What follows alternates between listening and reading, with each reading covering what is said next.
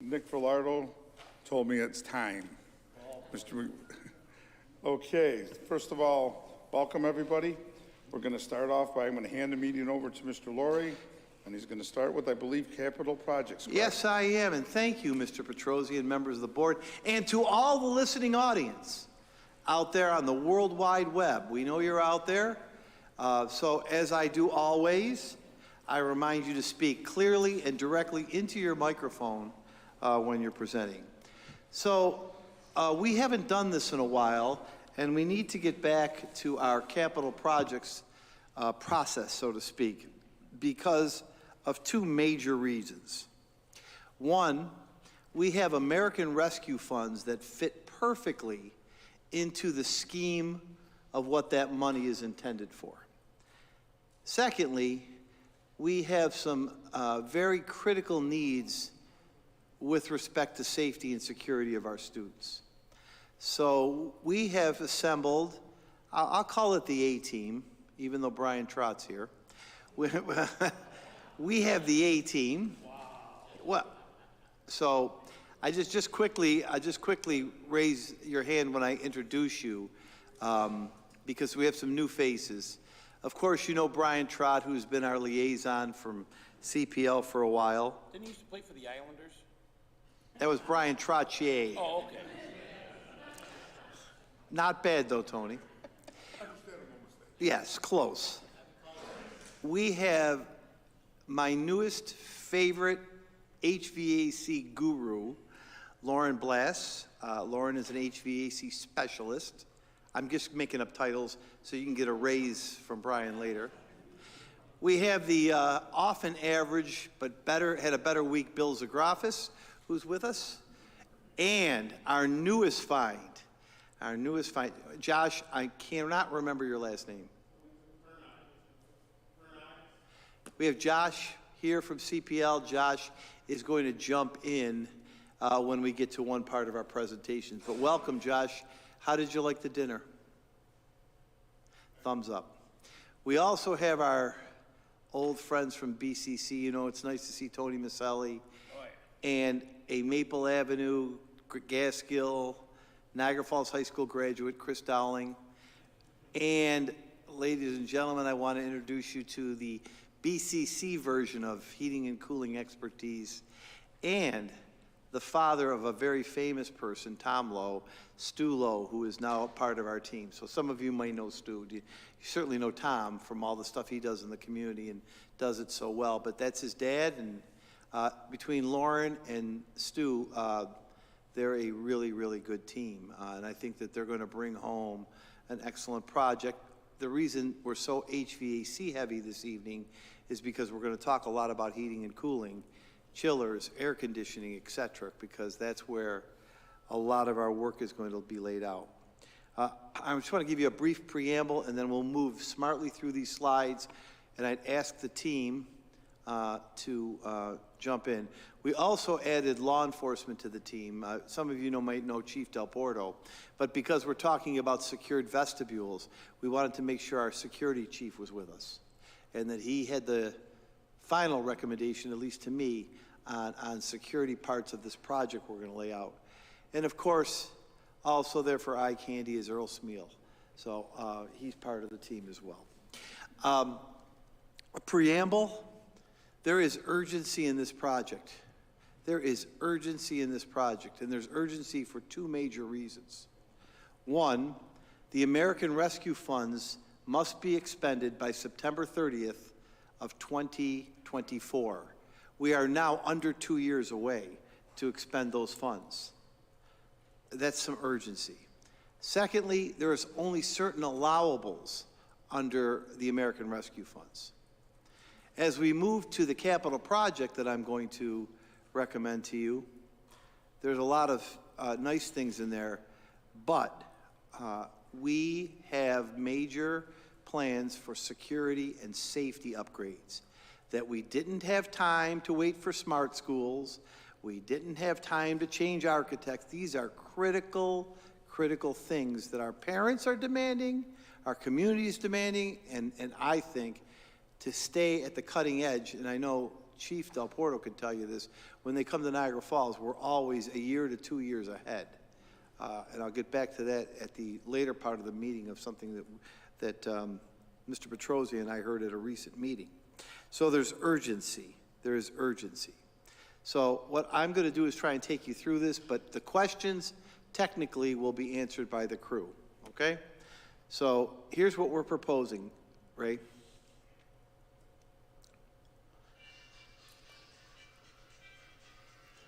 We're proposing a new garage for Fred Sanford.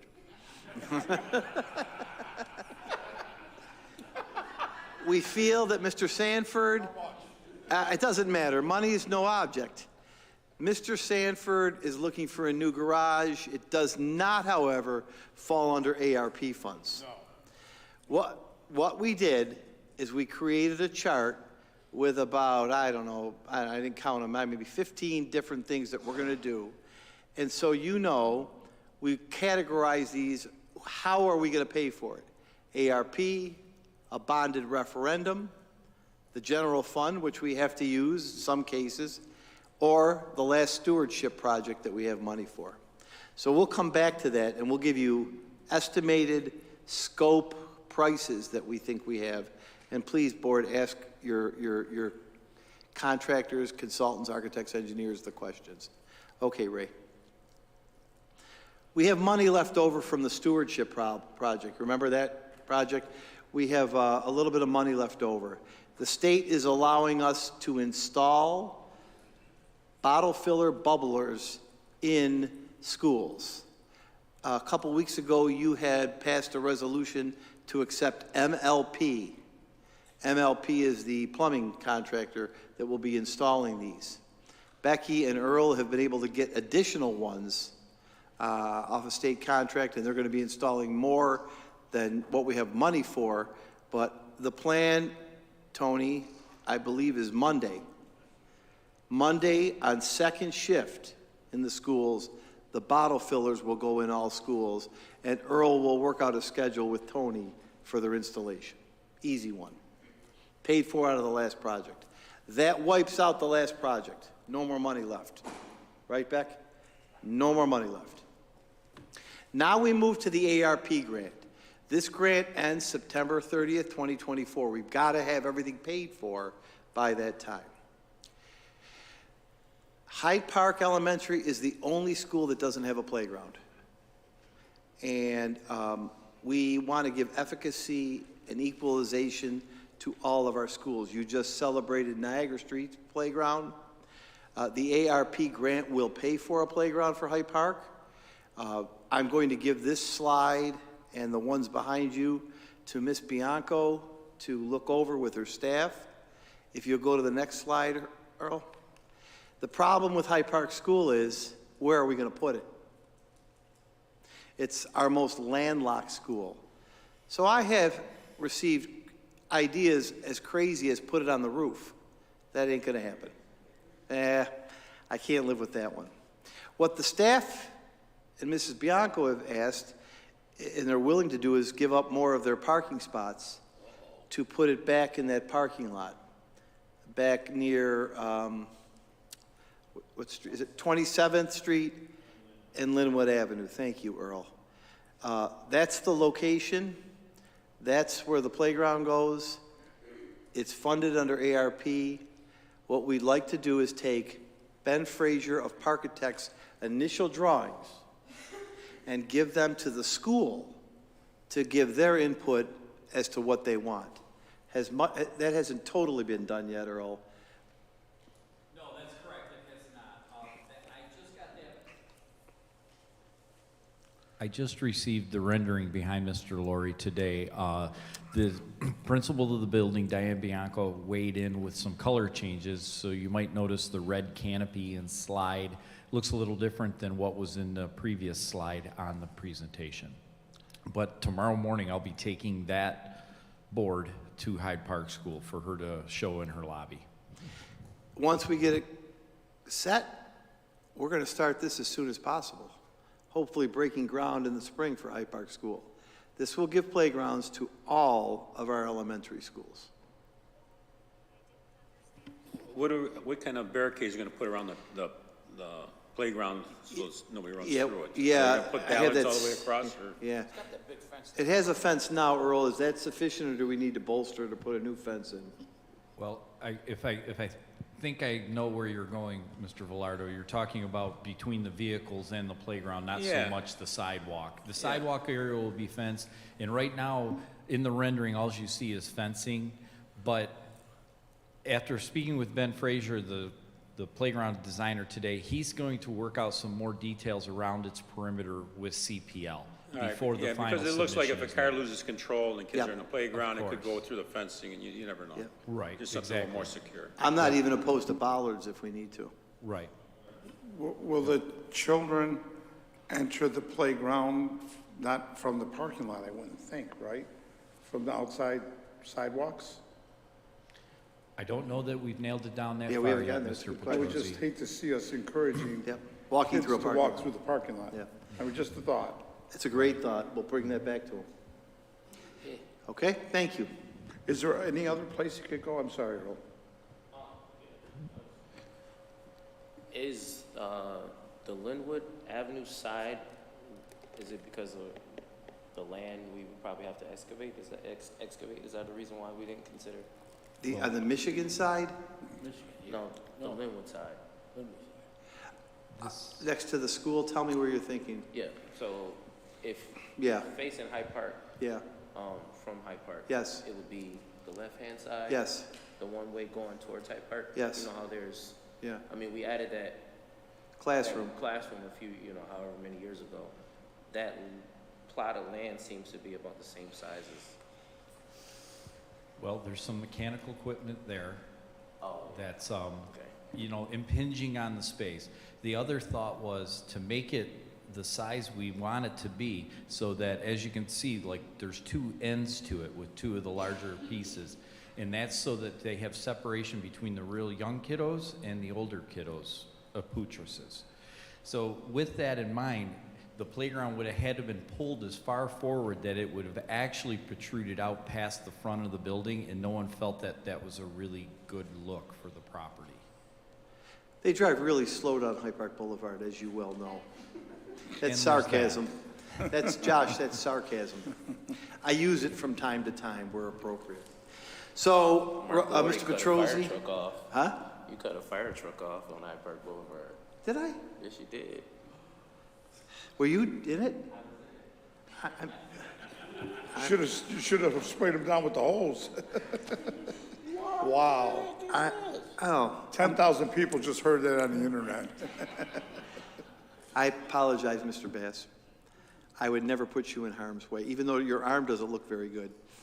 Was that hopefully not a arm wrestling injury? No. I'm kidding you now. Let's move on, Ray. Russ, it's a really good point. I think it's a really good point. We have had very poor luck at Calfus with the heating and cooling. And we are proponing to replace the heat pump units at Calfus Elementary School to give a more consistent heating and cooling atmosphere in that building. Lauren, what do you got to say? You might step up. Show how good you are. Watch this. Evening, everyone. So as you can see on the left, we have our heat pump units that we're going to be replacing and upgrading with some new and improved and higher efficiency units. And then on the right-hand side is the heat wheel, which unfortunately has been having some issues with cracking. So again, we're going to be replacing that with a more efficient unit. And these are all going to be funded under the ARP project. And one of the units is also lacking cooling. So in order to add better control to the spaces, we're going to be adding cooling to one of the units in the basement. So Nice. That's the scope for Calfus. Go ahead, Tony. Okay, question. When we redid Calfus a number of years ago, we did put the, okay, so this unit isn't that old. You're correct, you did it. It's not that old. It should have lasted longer, and it didn't. I mean, not that I'm trying to. No, you're right. When you're right, you're right. Okay, so how do we not make this mistake again? Or at least try to get something that's a little more durable? Robust. Robust, durable, yeah. Lauren, Stu, let's go. We've heard that Daikin, has had a couple of issues with these style units, but that they have corrected those, and that this line of units is not only more efficient, but should not run into the same problems that it did before. It's the most cost-effective solution aside from ripping out the entire system. So while we don't love what happened with these Daikin units, we acknowledge that they definitely should have lasted longer. From a cost perspective, it makes the most sense in terms of longevity and least disruption to the school.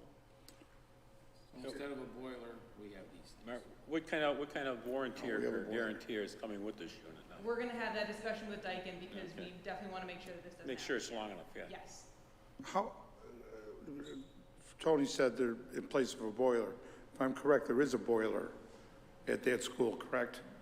There is a boiler that serves, it's supplemental heating. So between the heat pump system and the boiler, they both provide heating. Right, the boiler brings it up when it's real cold days in the heat pump. Exactly. Couple questions. How old are those units now?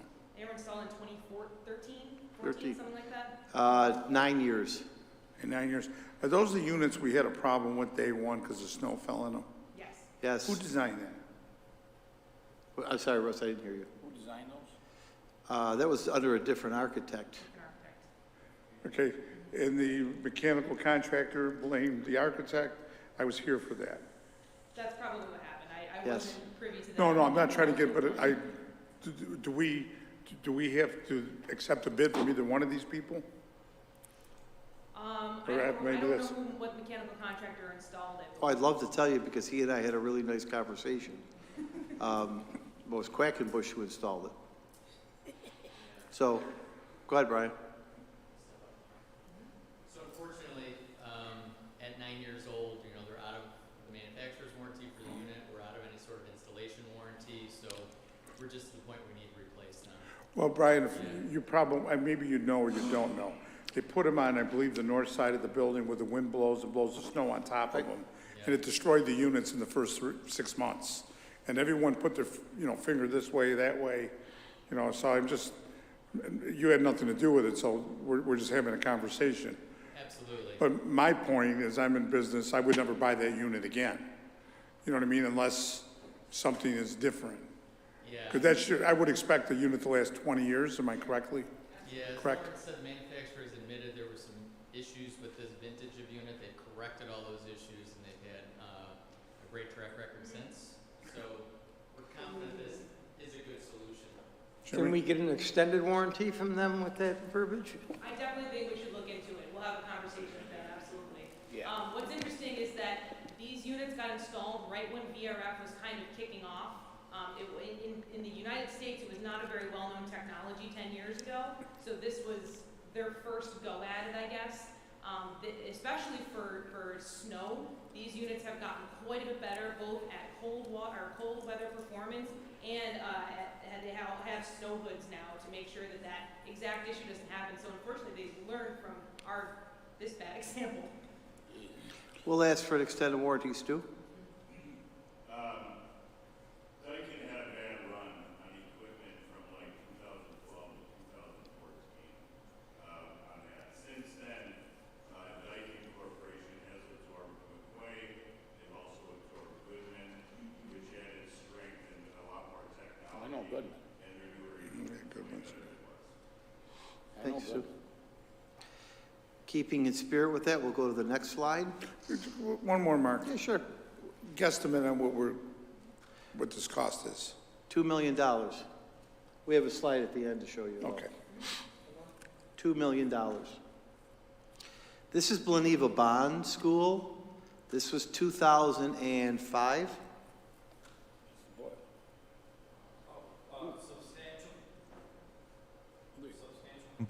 Substantial completion date, August 17th, 2007.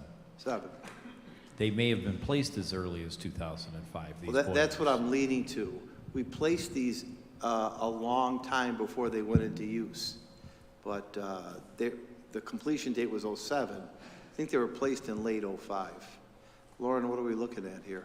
We're looking at the inside of the boiler that has corroded. So I believe that there's 12 segments in there right now, and 7 of them have totally corroded and are no longer functional. must-do very quickly item. I would say so.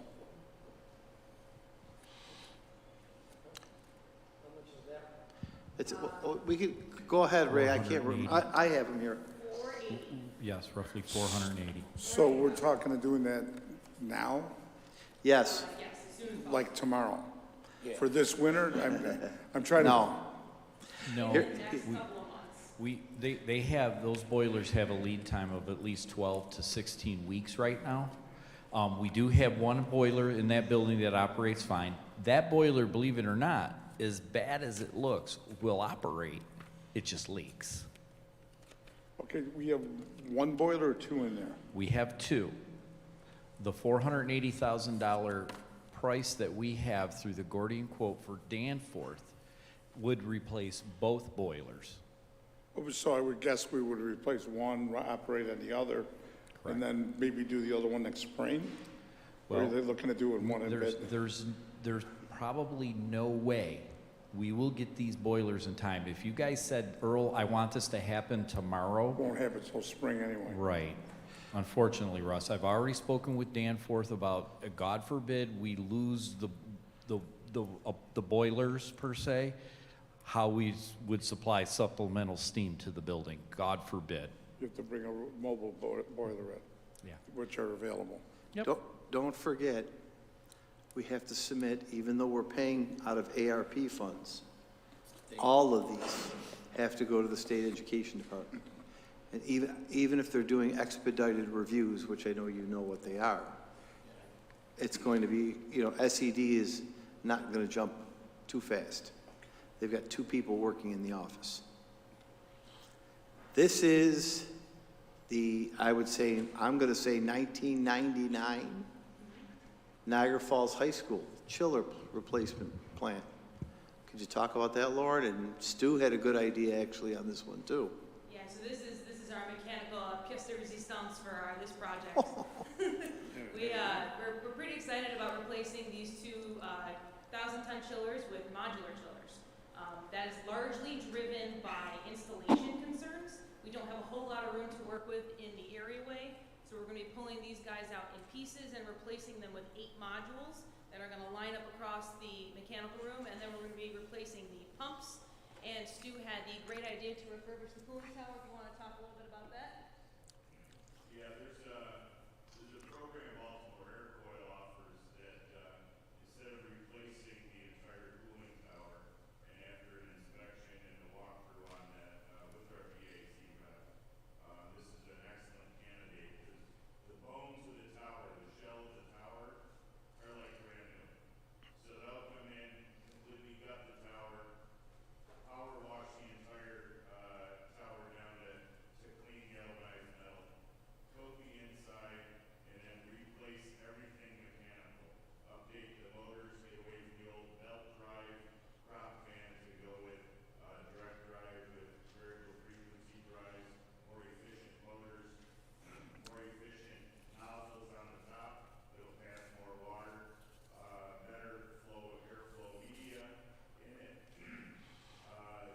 The heater, the sump heaters for floats, everything in that tower except the shell will be replaced.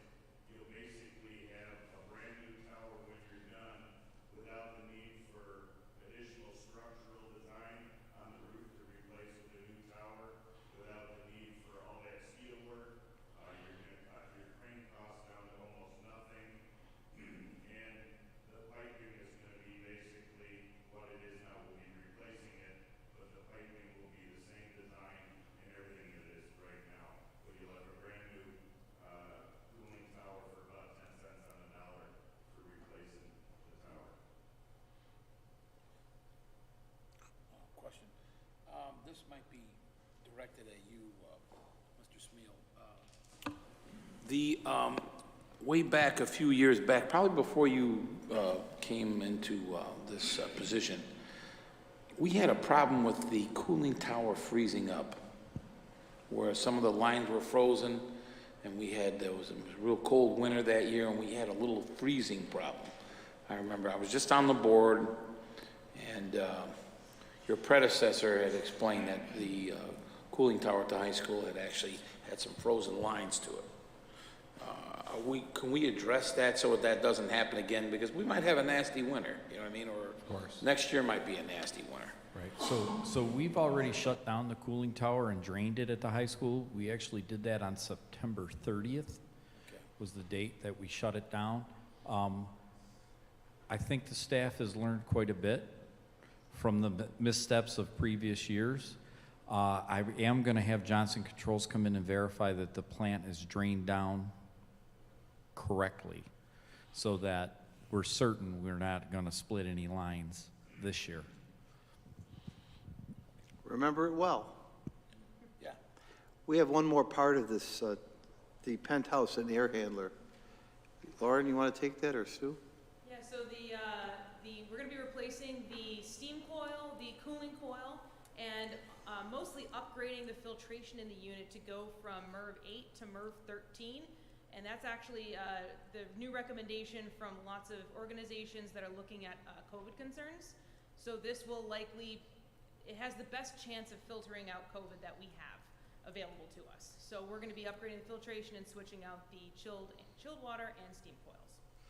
All I would say is, with Lauren's explanation of the MERVs, I only know Merv Griffin, but the MERVs, it's good that you're here, Josh. These are old lines I get to use again, and you like them. The money, that's why we can support this kind of work through ARP. Questions? Ray? Tentative timeline. We'd like to submit this. First of all, let me back up. We would like to have the team in front of us continue to refine the costs, the drawings, the front ends, because I'm going to flip to the next slide and give you costs that are done without every single screw looked at. We want to submit this in the fall, which only has 2 or 3 more months left, so that we can bid this in the spring, and as Earl was starting to allude to, start construction in the fall of next year, working off of one system or the other while the other one stays up or not. Earl? Right, so if we get SED approval in a timely manner, Mr. Trott and I was just discussing, we already have a full nuts and bolts bid through the Gordian process for the replacement of that boiler plant at Believe-A-Bond Primary School. So, if we can get SED approval, we can move forward. We can't move forward without SED approval because that's necessary, as I understand it, for us to utilize our ARP funds for. Correct. So, we're in a little bit of a pickle, if you will, about timing. But if we can get this off to SED in a timely manner, which should be doable, hopefully, and I don't want to set expectations that we can't reach. I'm really hoping to get this boiler plant replaced over the summer. So come next fall, we're good to go. That's really what I'm hoping for. And I don't think that's a crazy timeline. No, not at all. The Gordian quote that we have alleviates us from having to publicly bid the work. So everything else on the list here, except for the boilers at Believe-A-Bond, has to go out to bid, shop drawings, start construction, order the equipment. So what Earl has done is fast-tracked that piece so the boilers can go in faster than the rest of the project. Does that make sense? One of the things that we have to do, and I'm going to look at Tony for this, is this will all be done via a project labor agreement. And Tony and Steve and others, once we get these costs nailed down, we're going to go back to the local trade unions and re-up our project labor agreement because of, at least my recommendation, I think your belief, local union labor has served us well. It's served us very well, both in terms of cost and in terms of safety and quality product. If you go to the next slide, Ray, remember, we have American Rescue Funds to use only through that September date. Remember, something that you said about them, we don't want to get a lot of staff in there that are reoccurring payments because that money's going to go away. These are all allowable expenses that need to get done quickly and are approvable through the American Rescue Funds once the state approves them. These are rough estimates. We are still, and before bids go out or whatever we have to do, and Brian's right about Gordian, we are still refining. The bottle filler, those are additional bottle fillers. The Hyde Park playground, that's pretty solid. The rest of them still need a little more work, would you say, gentlemen and lady? But not bad.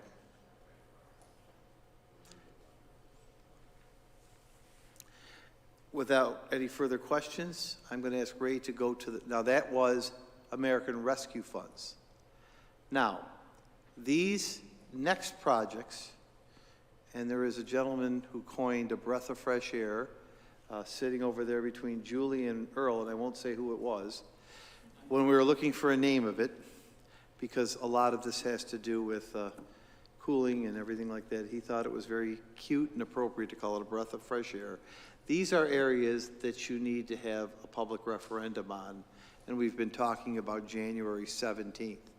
In order to do this, we have to have approval by the voters, because not that they're approving the project necessarily, but in order to pay for it with a 98% reimbursement, Becky has to go in and get approval to raise our borrowing on our debt ceiling. So. That will be done after the referendum with capital market advisors. Right. And, We'll get to that in a bit. So here's our recommendations. We had to give Maria and Human Resources something out of this project. She has, because it's her responsibility, she has accumulated, sorted, mostly organized 5 rooms at the CEC that we're calling records rooms. There are certain records that Maria could bore you with how long she has to keep them. But we have no appropriate fire suppression system in those rooms. And God forbid there was ever a fire on those records. So we are not a very glamorous thing, and we had it in our general fund budget, but we're not going to be able to get to it. We're going to put the fire suppression system, which is reimbursable, in the referendum. Anyone want to speak to anything about, I guess our fire friends on the board probably know these chemicals better than anybody, but there's a certain chemical bill, right? Correct. These are clean agents. So what happens is when the sprinkler system goes off, it's a fire suppression system. It's a dry system, and what it does, it's an inert gas that will essentially smother the oxygen out of the room and put out the fire without damaging any of the records. You just open the window, you open the doors, and people can go back into the space, or even if they're in the space when the fire goes off, nothing happens to them. No, it's a quick system that kills the oxygen quickly, puts out the fire, but still allows people to be in the room if something happens. What does it use, nitrogen? It doesn't use oxygen. It's Nitrogen, I said. Does it use nitrogen? no, it's a different. Pardon? It's not like the old halogen systems. It's not like the old FM200 systems. It's one of the new agents. I believe it's called Novasist or something along those lines. And what's it stored in tanks? It's stored in tanks. Right now, we're looking to put a tank system in each one of the rooms. Like a welding tank, am I correct? Correct. It's a fairly large Bottle, tank. a bottle. They're bottles, yes. But in the meantime, we still call Earl Bass in the fire department. Hey, oh.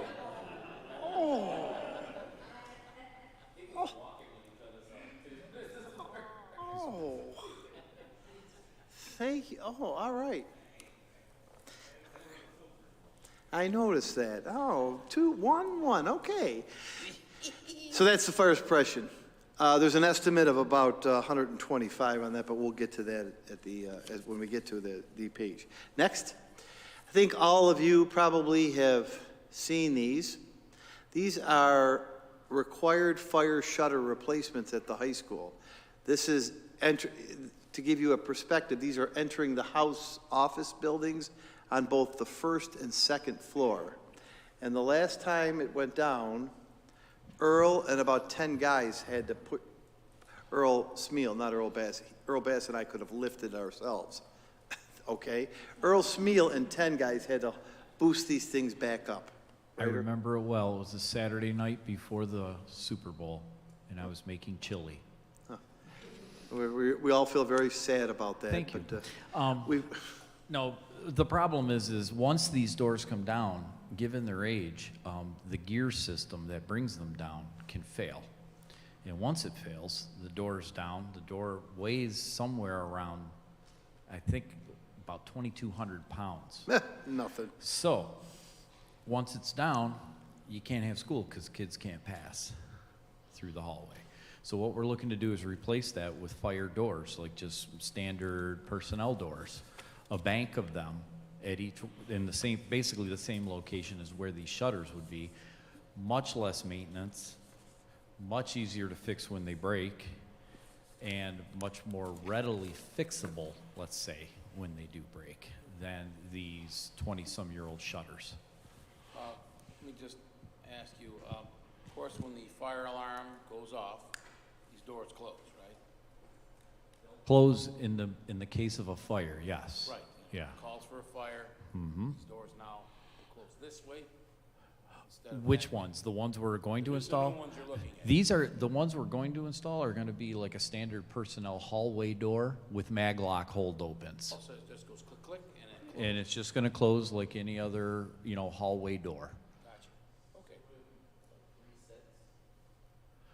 I forget, it's two sets of double doors, if I remember right. Two sets of double doors at each one of these locations. Right.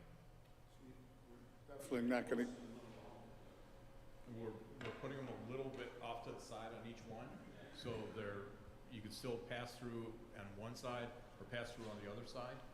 And the idea is at that point, they'll just close automatically. And after the alarm and everything's been cleared, we just prop them back open. how wide are those hallways that we're looking at? Those hallways, I believe, are about 16 feet. 16 feet, so we're gonna put a, We're putting two sets of 3.0 double doors. So we're putting back about 12 feet of opening in each one. that's not bad.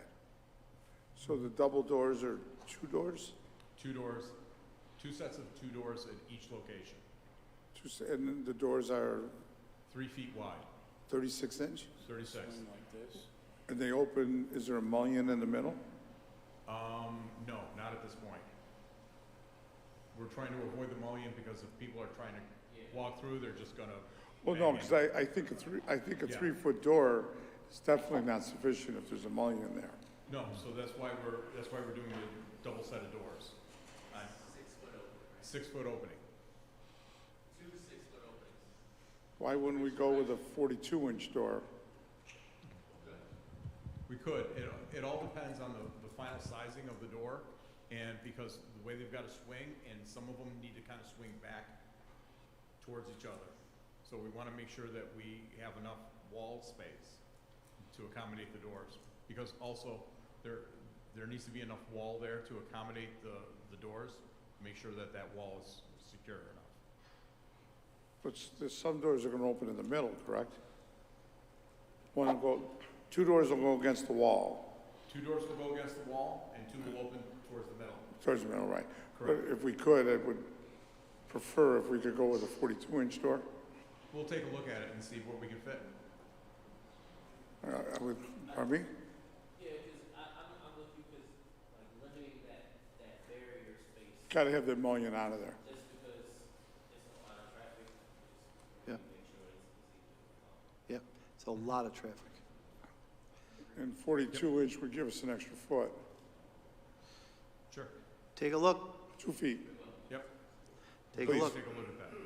Again, these projects they're time sensitive, because we're gonna come to the real time sensitive ones, but not as time sensitive as the first set. Yeah. Okay, let me set this up, Lauren and Stu and everybody. We have to do some work at LaSalle and Gaskill. And we have to do some mechanical upgrades, I'll call them. Before I drop the bomb, can you talk about what the mechanical upgrades that absolutely need to happen are? So these units that you're looking at now are from the 1930s. Large, very slow belt drive fans. So the ventilation in this system, the ventilation system in both of these buildings has to go as soon as possible. They are currently working, so we are getting ventilation here to our students, but no one knows how much longer they're actually going to work for. These currently do not have any kind of cooling with them. There are some nominal split systems and a couple of like tech closets and whatnot in the buildings, but in general, the buildings do not have cooling. It's currently bringing in 100% outside air through a giant hole in the roof, basically, and then through gravity, it pushes it up through the building and pulls it out through the roof. Very simple system. We'd like to stay with that system. So the first part of the project is replacing those units in the basement. The new units going in are going to be significantly smaller. These things are so big because they push very low velocity air. So we're gonna make these systems much smaller in terms of footprint. They're gonna be brought into the basement piece by piece and assembled in the basement. And the next thing that we need to decide is whether or not we want to cool these. So that's the real decision in terms of the scope of the project. Mark, do you want me to move on to that? I will. So this is about a $3.5 million cost to replace these two. The question that I have to pose is, we have 9, all but 2 of our buildings have air conditioning. All but 2 of our buildings, Gaskill and LaSalle. What I've asked these fine people to do would be to look at what it would cost, and we have a very rough estimate, what it would cost to air condition these very old, as a matter of fact, there was only one person alive in the 30s in the room when these were put in. No. Somebody must feel guilty. Somebody must feel guilty. The question we have to ask is, while we're doing this, do we move forward and air condition our last 2 schools? So, before you comment on that, because we're going to need some direction from you, Lauren and Stu and team, could you talk about what that would look like and why it's so expensive? Yeah, so from an economies of scale perspective, it really, in my opinion, does make sense to do both of these projects at once.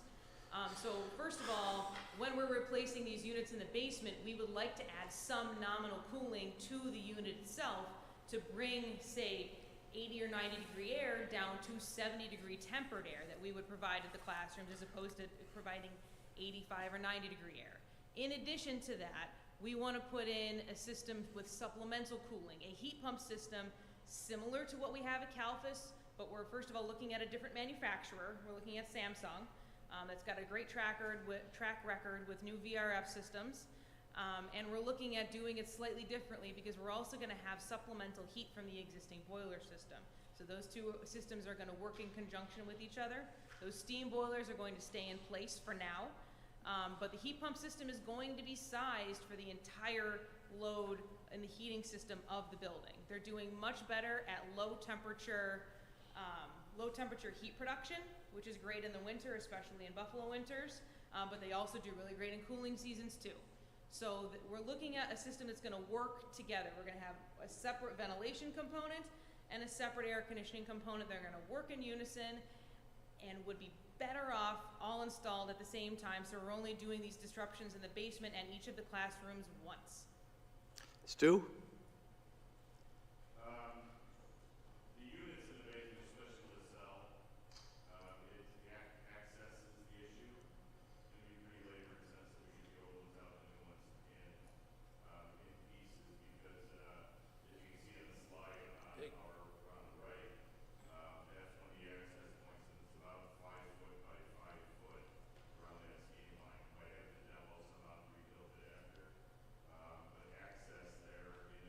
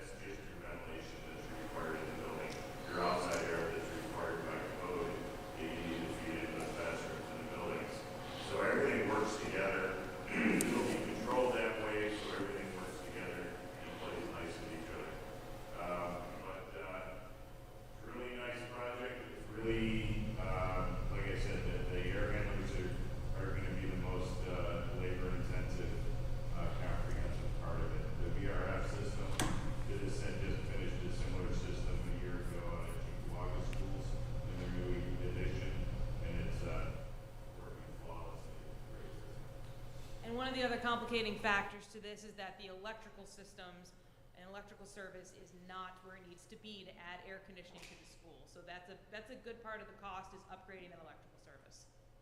Okay, question? Microphone? I can do it, yeah. Microphone? So the heat pumps, are they all electrical? There's no gas line running to it like a furnace or something? So, well, I mean, I have doubts, and I'll tell you why I have doubts. I'm not sure the infrastructure around that area, with all this electric, everything from cars to all this stuff we're gonna put in that school, that's a very old system still. It's not upgraded yet. I have concerns. I'm gonna be honest. I just do, you know, and I'm only one person, but I mean, I do want to go ahead and I want to cool these schools off, and I want to make them more efficient. But I worry about the actual, not so much, yeah, we have to upgrade the server, obviously, but I'm not sure the infrastructure on those lines coming in are up to snuff. I see it every day. I think it's a, what do I know? I turn the light on and they go on. But it makes sense what you're saying.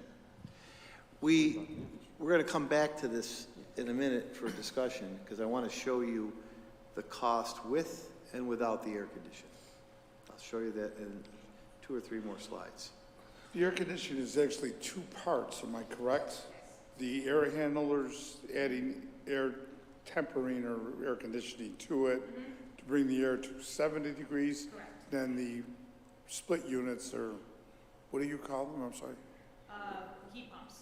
Well, no, what, VA, VRF, variable refrigerant flow. learn something. So they don't use glycol? No. Nope, they push refrigerant around, and so each of those is likely going to be probably 2 cassettes in each classroom that's going to separate totally separately, or it's going to operate totally separately from the ventilation system. Correct. And they will go to a heat pump on the roof? On the roof or at grade, yes. Okay. And how many of those would we have? I think we estimated, 17 systems for the building? So you Christ. have 17 groups of units, we can put them together. 17 headaches. Yeah. But the This nice isn't thing easy. about that is if one compressor goes down, that's only 1 out of 17 that goes down, as opposed to 1 chiller going down takes down the entire school. The whole school. Way to go, Lauren. That's why you're getting a raise. Tell Ryan that. I'm telling him every chance I get, Lauren. We'll come back to that in a moment, ma'am and lady, young lady. If you go to the next slide, this is a critical safety and secure issue. We've been talking about this. I receive an email a day or a phone call a day about our schools and safety. So we are proposing, because it doesn't fit in ARP, and I just will always quote Mr. Bass about ever considering using Smart Schools money, which would get these things done in 2037 if we don't go through a referendum, that we're proposing to put secured vestibules in every single one of our schools. And if you go to the next slide, I will try to navigate this with you, and I will ask the team to chime in. Chief Del Porto has been working with the architect and construction manager to do this. This is Gaskill. Every school has a different layout. Some schools are easy, some schools like Bleneva Bond are more difficult. But the concept is this. The A is where you enter the building, in the front of the building. You have to call ahead for an appointment.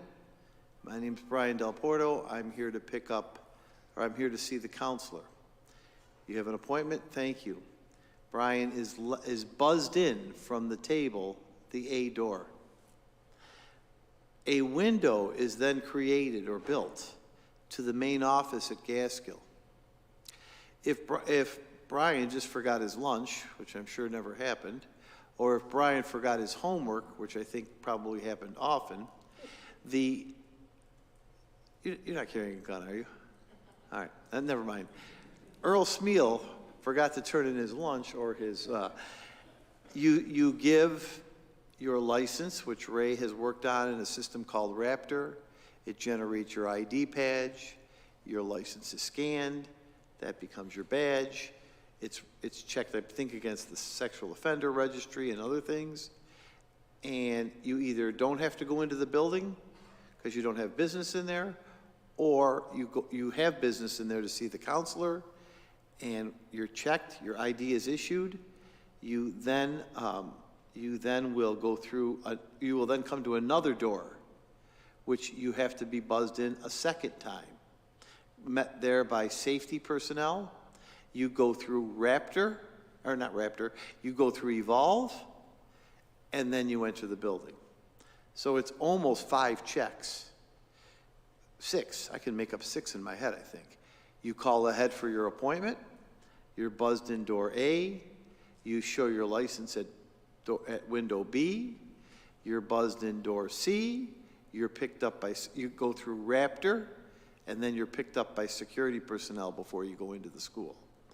What CPL, with Chief's help, has done is created 14 different secured vestibules that have you go through Raptor in all but one building, and that's 24th Street School, because of the way, how narrow it is and other issues we'll have to look at. But this will give us increased security from the public getting into the building. This is what we call secured vestibules. Mark, is that also going to include the alarms on the other doors that aren't The to next front? slide. Oh, sorry. That's all right. I don't want to take your stuff away. Going back to the vestibules. Yep. He's still thinking about me passing the fire truck. Could you go back, Ray? Mark, one door opens. Yep. The other door, when one door is open, the other door will not open, correct? I see, yes, okay.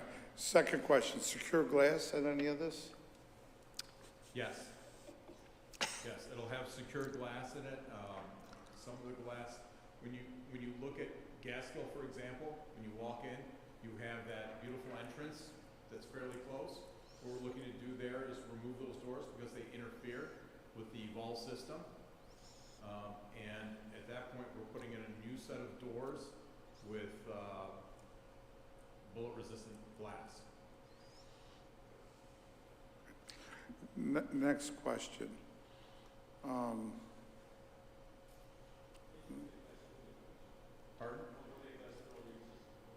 It won't. It won't because of the thickness of the glass. The glass comes in different levels of protection, and it all depends on what type of ground you're trying to stop and how many of them. I didn't know that. What happens if there's an electrical failure?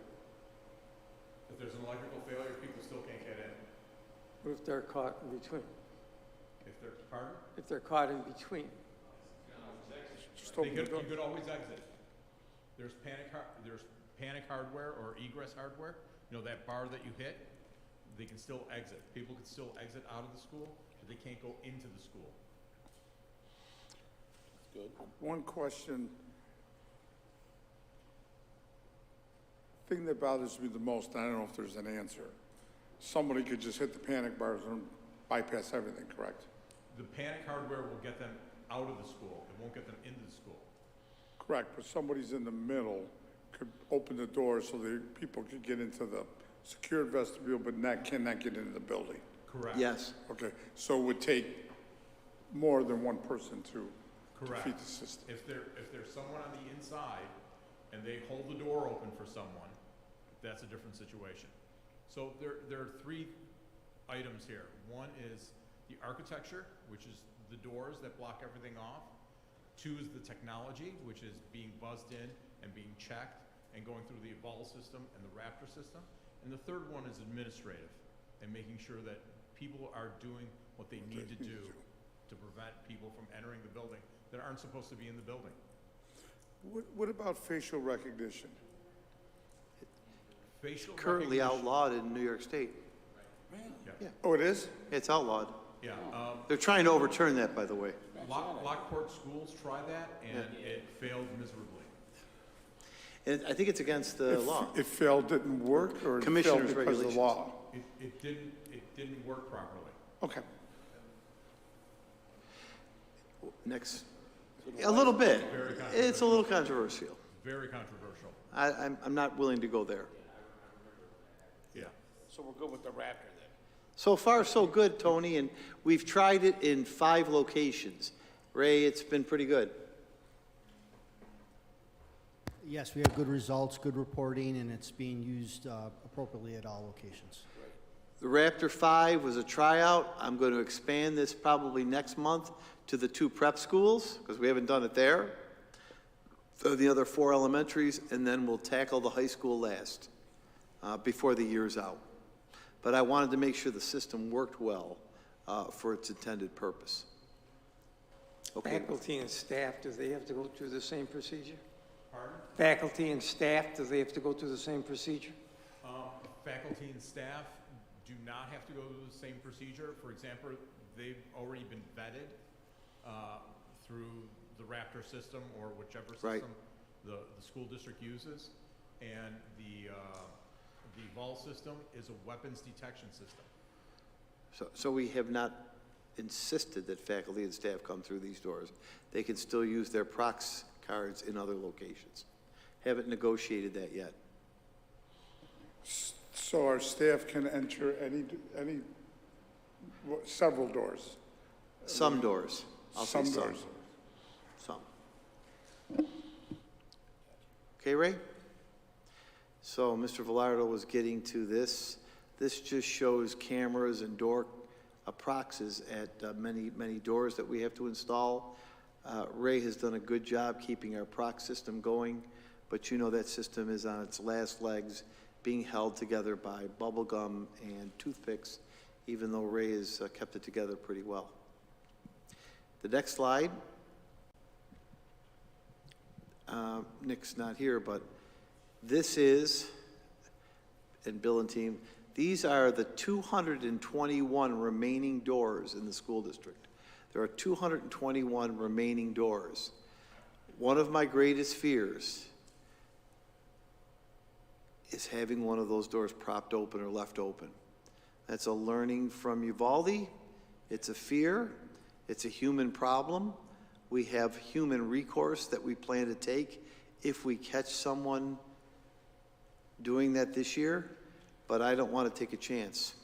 I want a camera, contact, and access all 221 additional exterior doors. Bill, anything more on that before they ask questions? No, each one of those doors needs to be to have a contact. The contact looks something similar to the item in the middle. One part gets mounted to the frame, the other part gets mounted to the door. When that contact is broken, an alarm is issued. So people know that that door is open. Chief, anything to add?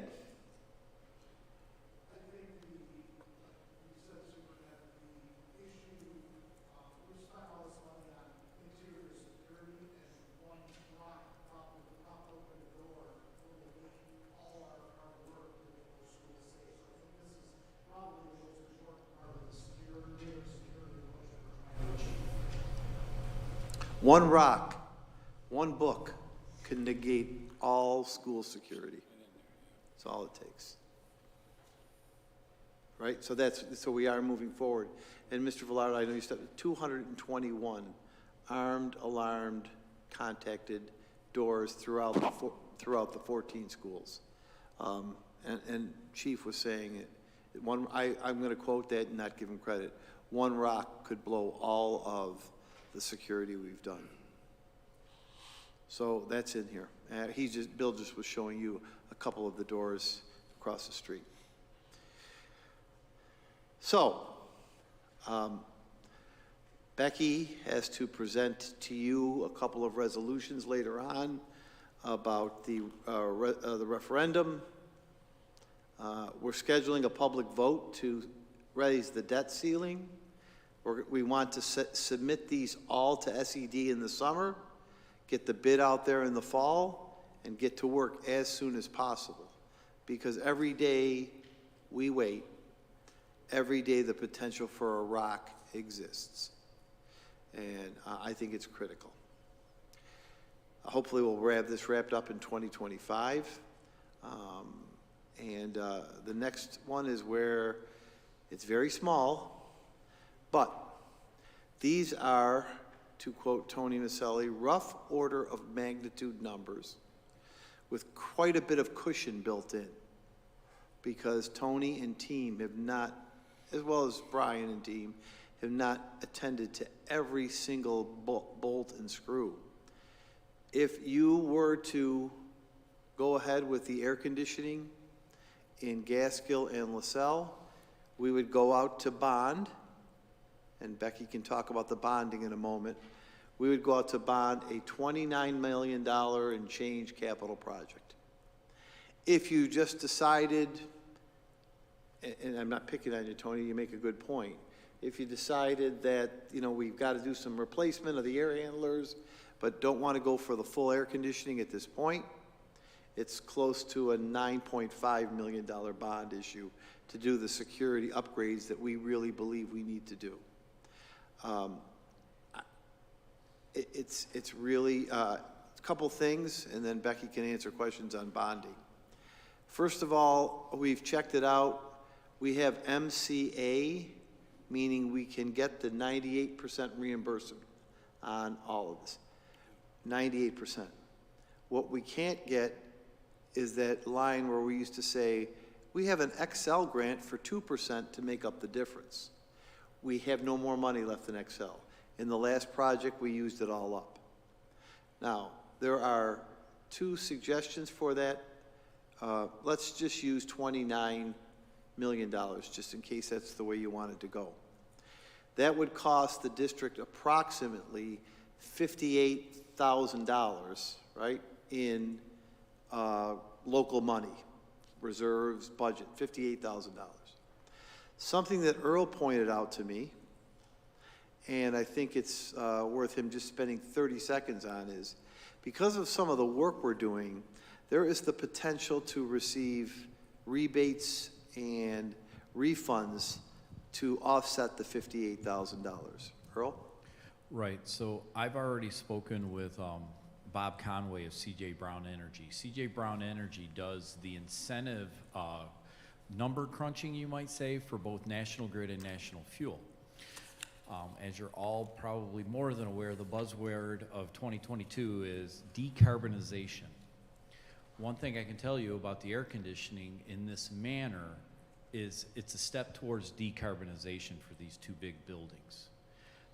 I'm fairly confident that we could receive some really nice incentives via NYSERDA, National Fuel, and National Grid for maybe even the service upgrade work, because eventually that infrastructure has to exist. Now, to Mr. Pareto's point, he's not really worried, okay, yeah, we can upgrade the service panel at the building and upgrade the transformers. It's what's getting it there. That topic came up when I was away this week at the facilities conference. Junket. I'm sorry. I'm sorry. With the director of facilities for all of New York State, and she was adamant, if you think the state is stepping back away from electric buses and the electrification and decarbonization of their facilities, you're sorely mistaken. She hasn't met Mr. Petrozzi yet. Yeah, I'm just telling you what this was the director of facilities for all of New York State making this statement to all of us facility directors. So it's a step towards where we're moving. So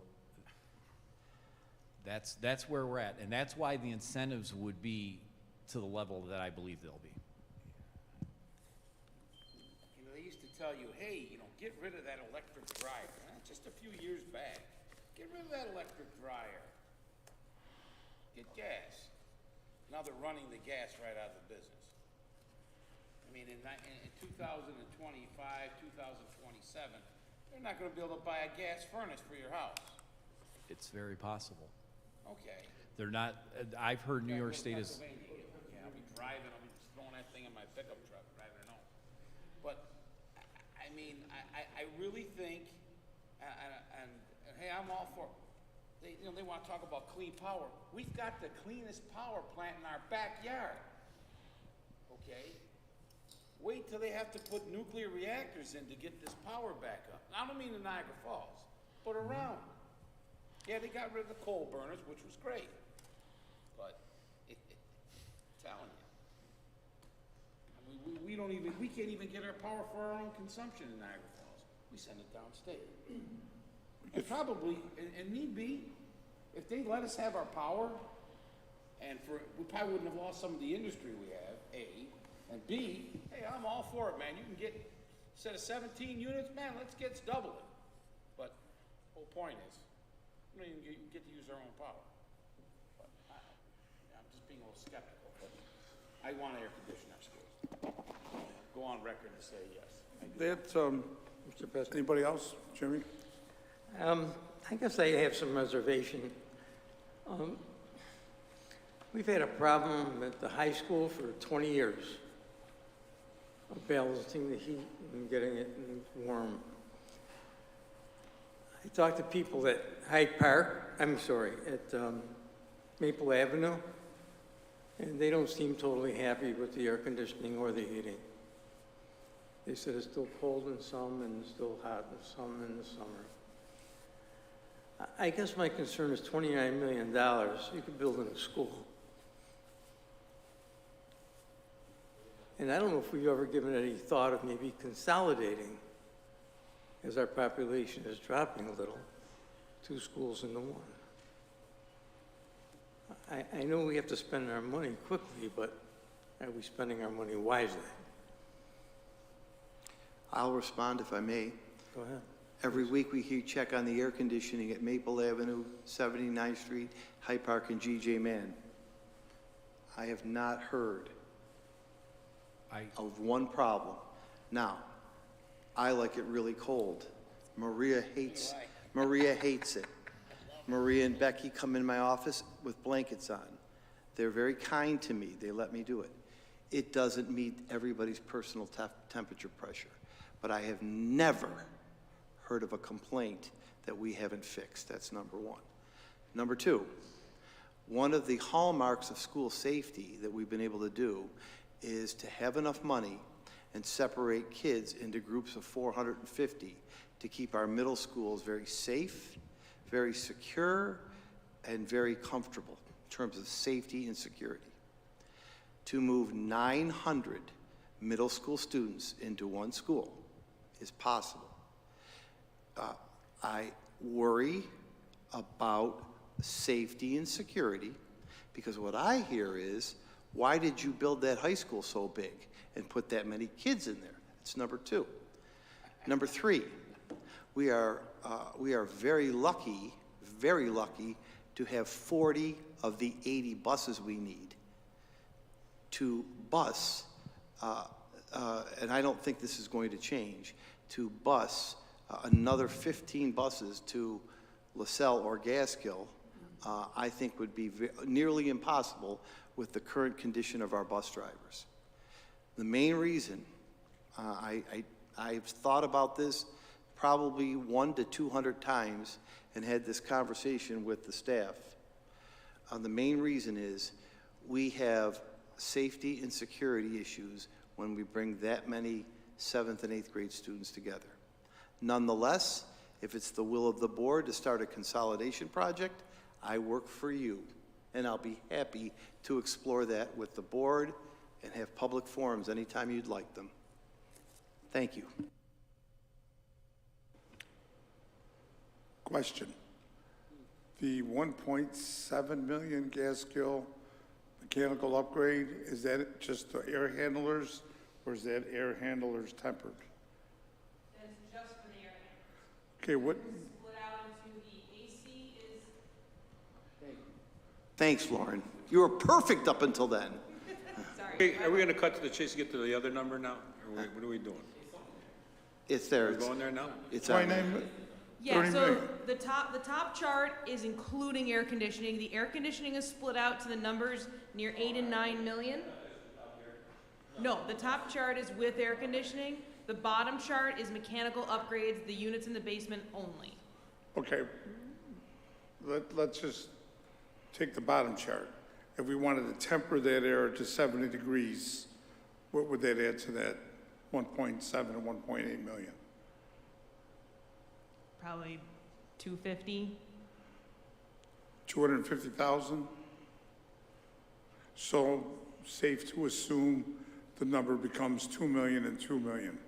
Sure. So it takes 4 million from 17 million. I'm just doing some math, and I'm not too good at it. So we're talking about 13 million to air conditioning 2 buildings. But the thing is, I mean, with 70 degree air, you're not really air conditioning the building. You're You're providing. preventing some relief. Sure, yeah. I see a hand back there. That's ventilation air. S- That's not air that's gonna really temper the building. Okay, Just tempering the ventilation air going into the spaces. It's a much lesser volume of air that you would need to air condition the space. so if I'm correct in assuming what you're telling me, it's not going to lower the temperature in the building?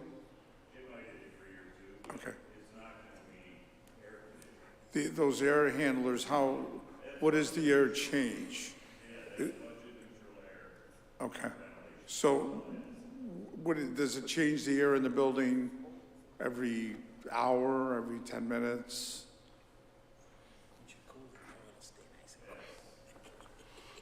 How many CFM does it move? I think the entire building is around 30, between 25 and 30,000 CFM for the whole building. So it's really just providing nominal ventilation. No, the kid's 30,000 CFM, not correct. Much more. For ventilation air, but I mean, the code We're only moving 30,000 CFM through that whole building? for ventilation. That's all? You're, Yes. excuse me, the ASHRAE standard for ventilation that the New York State SED Office of Facilities Planning has adopted and has been in place for a year is 15 CFM per occupant. Okay, so 15. And at 450 people, Yes. what is that? It's You're like at 8,000 somewhere CFM? 7,000 to 8,000 CFM. Yeah, so by code, we only need 8,000 CFM for ventilation. But what we're doing is providing ventilation for, let's call it Easter Sunday morning at church. We're going above and beyond because of COVID to make sure that we have as much fresh air coming into the spaces as possible. Each classroom has 1,200 CFM currently. That's a furnace blower. Yeah, it's not a lot of air, but it is code ventilation air, which is why cooling is really needed to fight the load of the heat in space. I'm astonished that we're only moving 30,000 CFM. It was 1930 when it was designed. Well, I have one fan in my business that moves 30,000 CFM. No, it's ventilation, but I'm astonished that we only move 30,000 CFM with that those big, huge air handlers. Low velocity, you could see fans spinning like this. It's not high velocity. So it's costing us 1.7 million to move 30,000 CFM of air? I'm just dumbfounded. So one of the things I don't know that was clearly defined is there are 2 large air handlers in the basement of each one of these buildings, and then there's a third air handler for the auditoriums. And that's all encapsulated in that. Those 3 air handlers at each one of those buildings is encapsulated in that number. I don't know that we fleshed that out earlier. I think we were just trying to, go with the 50,000 foot version, but that's what else is in there. Yes, that's rebuilding 3 units in the basement. Well, no, you answered my question. Tempering that air is useless. Yes. I mean, for 250,000, if you're going to air condition, it makes sense to save the electric on the backside. But I just cannot believe we're only moving that much air. I believe what you're telling me, but I can't believe we got to spend 1.7 million to move 30,000 CFM. Isn't there another way? We could. I mean, the thing is, like, the code hasn't really changed. The amount of air that's cover us for the entire building being occupied for both. But that's ventilation only. Lauren, Best practice is I'm sorry. much more than that for With- actual air conditioning. With that little airflow, would it make the building hot or cold, or would it be hot? Is that why it's so hot? Could that be a reason? I think the reason it's so hot is because there's no air conditioning, but I mean, you're right, you're not getting a lot of airflow. Right. Because that's when there's a higher Better velocity. said than what I was trying to argue. Well, I think the answer is 70 degree at 30,000 CFMs. I would disagree. It wouldn't even lower at 1 degree. There's no air. I'm totally supporting your, I was thinking we were moving 300, 400, 500,000 CFM. But keep in mind, all that air coming in is 100% outside air. So when it's 10 degrees out, this unit's heating that air to 70 degrees. When it's 90 Right. degrees out, it's cooling it to Well, I'm agreeing we would do that, but I was, in my mind, I was thinking we were moving much more air, that the tempering at 70 degrees in the summer would make a difference. But I'm agreeing with you, makes no difference. Just clarifying, if someone was saying, well, we're tempering the air, we're helping, we're not. So either air conditioner or we don't. So I could commission a study of combining schools. We can move on with and I don't mean to push your backs to the wall on a decision, but we could delay the referendum. The only reason if you want to have more dialogue about air conditioning or not, I just worry about the security measures, that's all. Mark, what's the enrollment projections? A steady, same. For, what is it, Rick, at LaSalle and Gasco, 480? It's a little under 500 each building this year. Sometimes they're a little over 500 each, sometimes a little under. Pretty consistent. Well, actually, I'm looking at the elementary numbers. Are they? Yeah. They're projected to be stable? Until the kids in second grade right now come through, it's stable. Second grade is really low. So 3, 4, third grade, fourth grade, fifth grade, sixth grade. In 5 years, we'll see a little dip. Right, but I'm saying kindergarten and first grade are back to, Kindergarten, first grade go back to normal. once you get to one of these phenomenons. Yeah, we're gonna get a middle school phenomenon in 4 years. But don't we get those kids from charter school back? Yes, we do. Yeah, we At do. that age group also, correct? We do. Unfortunately, we lose some to parochial school. They leave in 7th and 8th grade and then come back in 9th. That's kind of the pattern to your question. So the second grade class is abnormally low. So we're anticipating fewer teachers needed in third grade next year. But that bubble will go away when the kindergarten, first and second graders come through. So it's a 1-year bubble in 4 years. So what I think we're looking at here, if I can summarize, floating, raising our debt limit, Yes. floating a bond. We're responsible, for the lack of a better term, 60,000 is the local share. Right. The local share that's not reimbursable. Right. That the taxpayer of Niagara Falls, to spend 30 million, has to spend 60,000, which, if I'm not, correct me if I'm wrong, could come out of casino money. Sure. So we're effectively could do this project with no local money. For 16 million. I'm now, not saying, Well, the local money includes New York State. We're all Yeah. New York State taxpayers. exactly. But if we don't get it, Long Island will take it. That's what I was gonna say, Russ. So I think, as usual, you did a better job than I would have. But for $60,000, despite Earl's commentary, let's just pretend it doesn't come through, we have to find $60,000 in the general fund to offset the 2%. If we don't use the money, some other district in New York State will get the reimbursement, maybe not at 98%. But why I say that is because when I go around making the presentations, I have to be careful because it's still taxpayer money. It's just coming through a different source, right?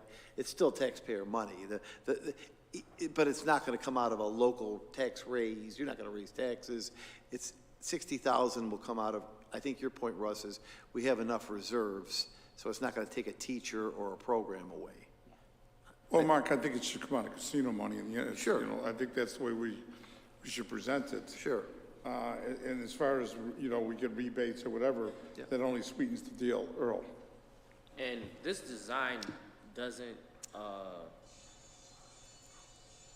compromise the exterior of, like, the structure of the, because remember before it was talking about doing all that ventilation work on the outside, and it just would have been. Okay. Okay, the elephant in the room. Yep. We're putting new boilers in. How long do we have with them? Niagara Street, Pond School. How long are the boilers gonna last? No, how long do we use them? How long are the boilers? Well, the boilers we have now are good for, till they die, correct? We can't put a new boiler in commercially. What's the date? SCD will age every 15 years, is that what you're? Negative. When is New York State forbid us for putting new boilers in? Anyone remember the date? Oh, yes, it did. It did pass. It did pass? It did pass. I think it's being appealed. But it passed. It passed. No, I'm on the Chamber of Commerce, and we're fighting this. They snuck it in, and they snuck all the hearings in downtown Buffalo at 4 o'clock on a Friday. It went through. So yes, it's an appeal, because the grid will not handle what they're proposing. But the phase-out dates are all in. You know, and Find that out. I'll send you the cut sheet. That'd be great. Yeah, as a matter of fact, my staff has it. Okay, I just couldn't remember it offhand. Yeah, I'm sorry. No, don't be sorry. All right? Yeah, no, I get that. I get your point. I guess, should we proceed with the air conditioning? Should we not? It's just kind of poll, straw poll. Sure. Let's go ahead with it. Yeah, anyone nay? All right with it, Earl? Anybody nay? Do I have any no's? I'm good. Goods, all yays? So we're looking at maybe 58,000 is what you're saying, It's not controversial, it's casino money. I don't see why it would be controversial. They would give it to them. So we don't even have to ask for a bond issue. We have to. I'm Yes. sorry. We have to bond this. I'm sorry. We're off by a magnitude of 10 on the 2%. It would be 580,000. Earl the Pearl. All right, 2% of, all right, we got 500,000, 58,000, 580,000, someone didn't do the math, including me, I take responsibility. All right, so we 580,000, how much casino money did we just receive? Last week, 142,000, it's 1/4 of the payment. So we're getting 300,000 this year? 600-something thousand. So we could take it out of 1 year, but how much did we receive that they owed us, 300? 3.5 million. So we got plenty of money in the casino money. Wait till next week. Wait till the auditors come. Wait till next week. Well, no, that's our general fund money, Mark. I prefer, I'm just, one of my thoughts is it's coming from Yeah, non-taxpayer money totally. Yeah. No local tax money. I see where you're going with that. That's my point. You're absolutely right. I see where you're going. I'm just taking a different road. I see where you're And going with that. please forgive me on the phone. I'm looking for that sheet for you. I do have it if I can find it. Okay. Let's move ahead with it, yeah. So we have a consensus to go ahead. So is there any consensus to study merging the schools? Okay. There's no appetite for that, Mr. Laurie? Thank you. We have a few more slides. General fund, you've already allocated this. This is the CEC roof. When's it gonna start, guys? Stu, Bill, this is your project. See, remember you allocated 1.8 million for this? Right. We are currently awaiting pricing from Tremco on this. They're currently working with their vendors and their subcontractors to come up with that amount. All the paperwork and everything is at SED. They're currently probably about a couple of weeks away from reviewing the project. By that time, we should have all the numbers vetted, and at that point, it should be able to go to contract. We're looking to have everything done by June 30th of 2023. Thanks, Bill. Union labor? Yes, Union labor, thank you. yes. Okay. At the retreat, you asked that we study, for lack of a better term, I'm calling it walks of fame. I think you know what I'm speaking of here, Monument Park. Josh is not just a pretty face, Josh. Get up here. You don't get a free meal. You've got to do some work. You got to do some work, Josh. So, what we have done is we've created 3 potential walks of fame, monument parks, whatever you want to call it. You could take all 3, you could reject all 3 and send them back to the drawing board. This cannot be paid for out of anything but general fund money. Doesn't qualify anywhere else. Just to give you a perspective, that building is the field house. That is the track. You see, just so you have a perspective here on what we're looking at. There's a plot of land that I think Earl and I and Josh found out to do it. So the first slide, we have three slides for you. The first slide just shows you where the land is.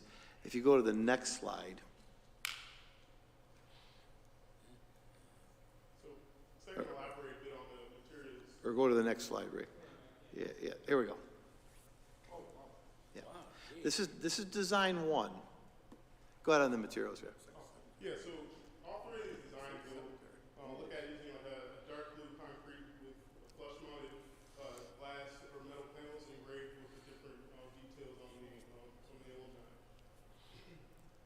We're looking at 3 major categories for these alumni. Yeah, I haven't talked about those, so let me talk about that.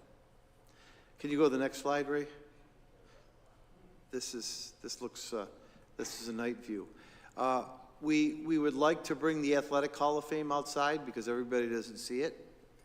We talked about a founders, I'm calling it, these are my words, I'm making these words up here, a founders club. There are some names that have been bandied about.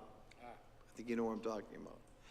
And then we thought of a third panel that I think might be something to consider on these different designs.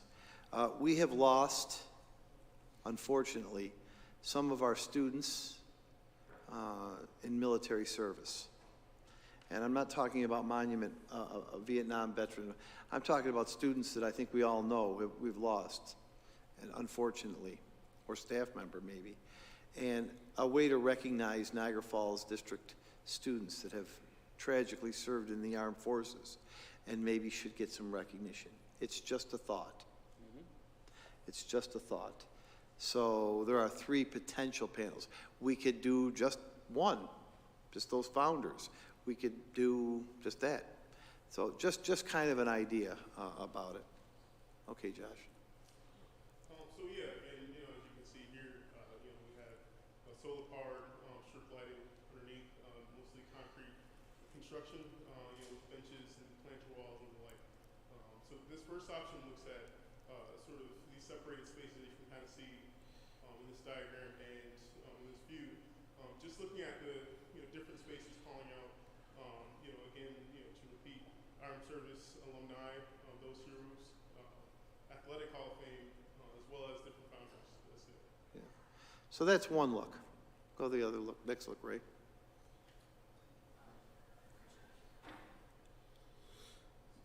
So here's a second way to look at it. Same categories.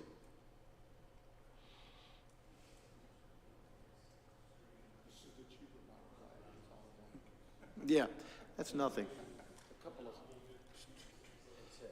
Is it easier if you move it, Ray?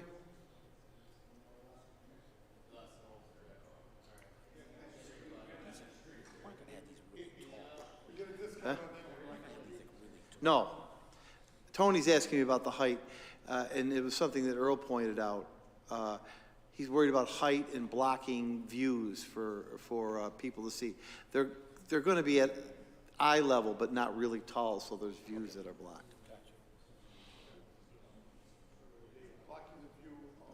Just causing, yeah.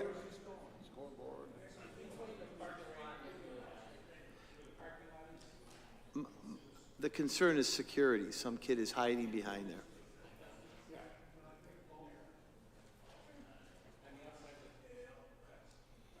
Okay, no good? Not even on their screen? Yep. Yeah, can you go to the second rendering?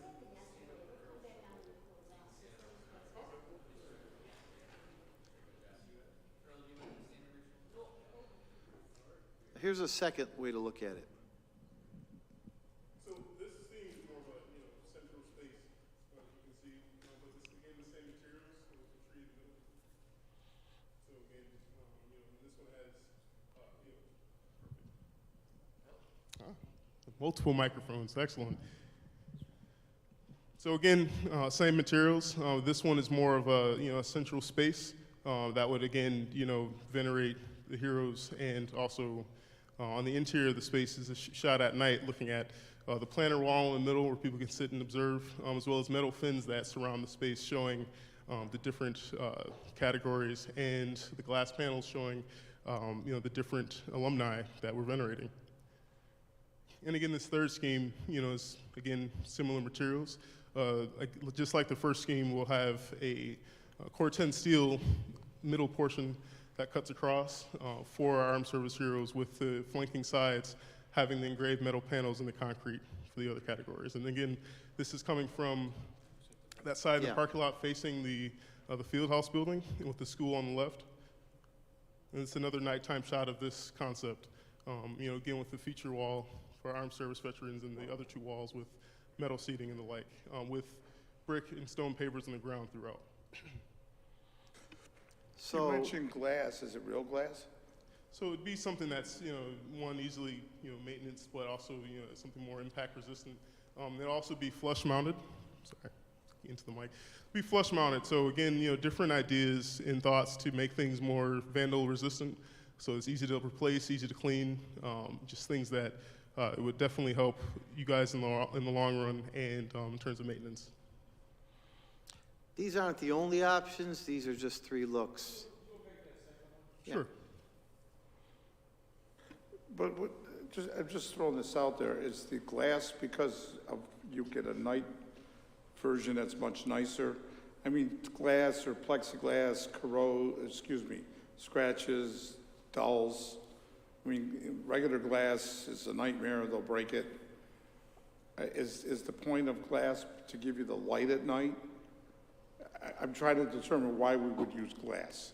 Well, it's very attractive as a translucent material. I think when lit, that's something that would be very attractive. But again, these things are replaceable, and it's still in the design phase where we can look at using a metal that would give us the same result if possible, however we can. But the idea, again, also is to make it as resistant to these things as possible, and ultimately replaceable for maintenance when necessary.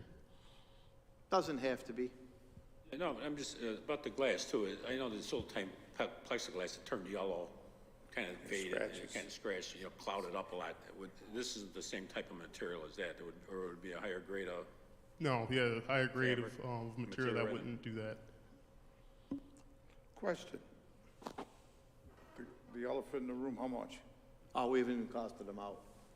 We haven't costed them. No, I know, but I'm not asking for cost. Are we talking 100,000, 50,000, $1 million? Something. Yeah. Can't get a guess?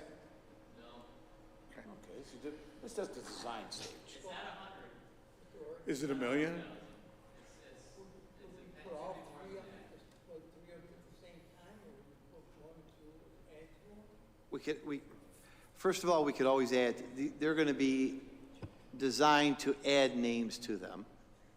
And it was really, like it or not, it was my thought to get the Hall of Fame outside in a courtyard area so people can see who's in our Athletic Hall of Fame.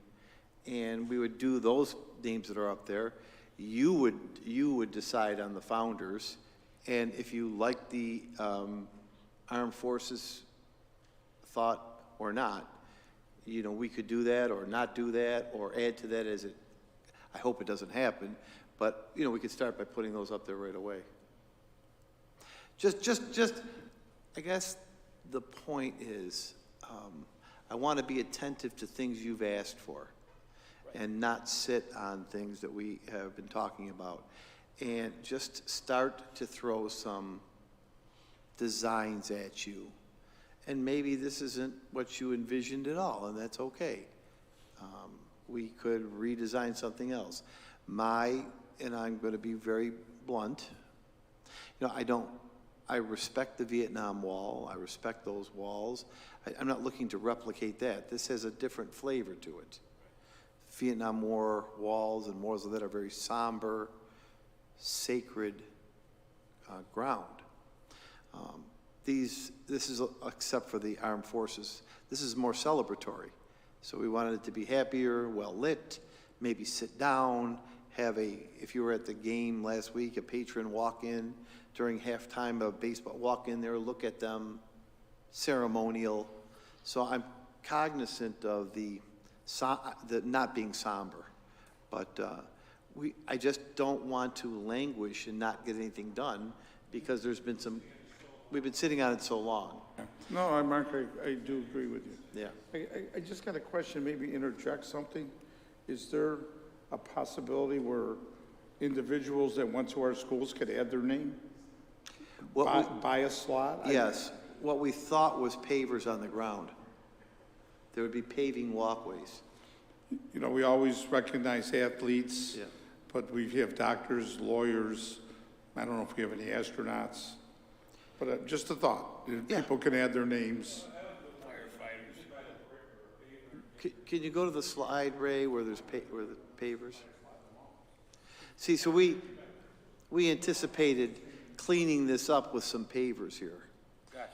But you may not want to buy those.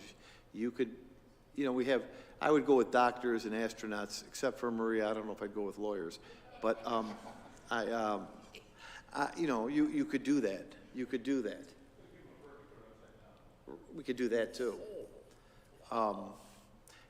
It's just, I just want to, again, this is not tied to a final decision today. It's not tied to any funding because we've got to cost it out.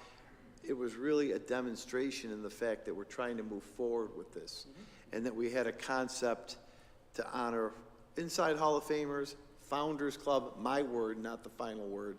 And I thought it was, Earl Smeal, we thought it was nice about the armed services, but I think what we need is, so I need some feedback so that I can meet with Josh, Bill, Brian, and Melanie, who are kind of designing these. So again, we don't have to spend time with the feedback now, but if you had a different thought design and had a napkin and wanted to lay something out. Yeah. Earl, nothing, yes? Do you?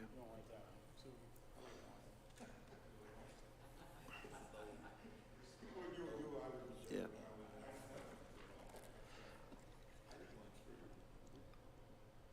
Just go through it one more time real quick. Sure. Just 1, 2, 3.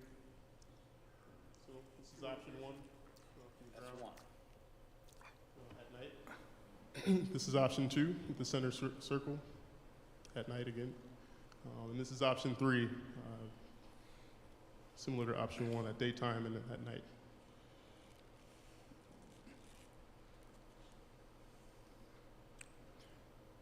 If I may ask Judy, could you get some pictures, either email to us Sure. or photos? We'll send them to you. Thank you. And all I would ask is you Anybody else? Anything else? give me comments. Send them and then we'll bring the comments back. Well, I think it's nice out of the box. I mean, not what I Yeah. expected, much nicer than what I expected. I didn't, I thought we were gonna put a wall and put a plaque on it, to be honest with you. I thought it was gonna be like a book, you know. Oh, no, I thought we were gonna get a hammer and nails. I didn't want this, I thought this should be dignified. No, it's very nice. Yeah. Yeah, all right. Yeah, I mean. Yep, I'm Yeah. impressed. Yeah, they may. They may. They may. Thank you, Josh. Which was, I think that wraps up Did you a bring very your brief checkbook, capital Brian? projects project. I think that wraps it up, doesn't it, guys? We are going to proceed with scope, design, drawing, resolutions, et cetera, et cetera. And we'll get Brian or Melanie and Josh to send us those pictures so I can send them individually to the board members to have them write feedback for us.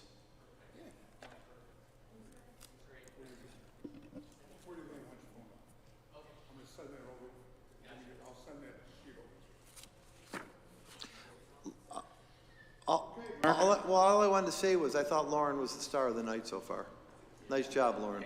nice job, thank you. How you can know Nice that job, much everybody. about that? So thanks for the reception. We got a completely different team for you guys than last project. And Oh, yeah. We'll break them in. We'll break them in. It'll take us a couple of weeks. Okay. Anything else for? No, anyone here? we're good. You guys, the meeting gets way better if you want to. Or you can go get dessert. Okay. Mark, you want to move on to the agenda? Yes, sir. I will,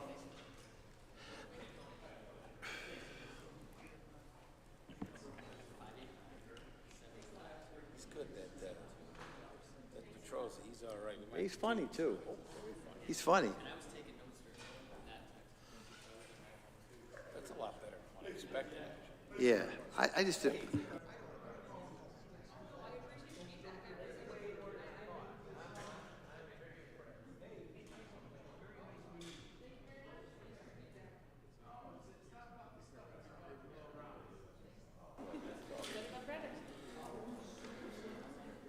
I do hope you all come back. They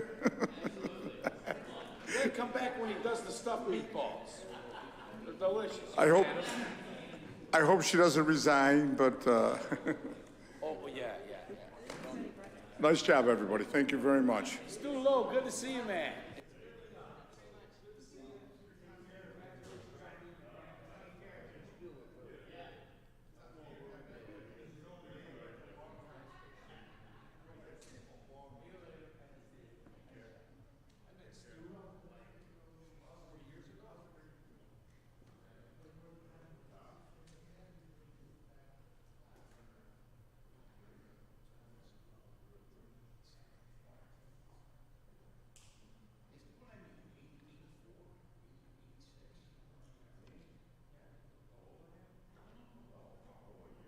Stu, we have a meeting to do here, Stu.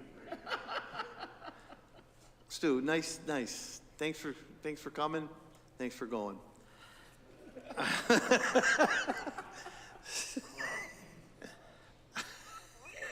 Got him a zinger on the way out.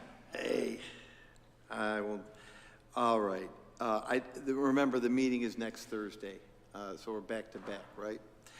Next Thursday. No anticipated special recognitions during that meeting, so I don't think we will. If you go back a slide, Ray. We have, just to show you what's coming, Drescher and Malek. I'll do this now, Mr. Petrosi, if you don't mind.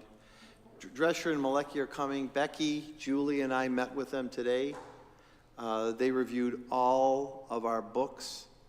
They reviewed single audits on our grants, 3 of them, our food program, 0, nada, nothing, negative, not one finding or recommendation, nothing.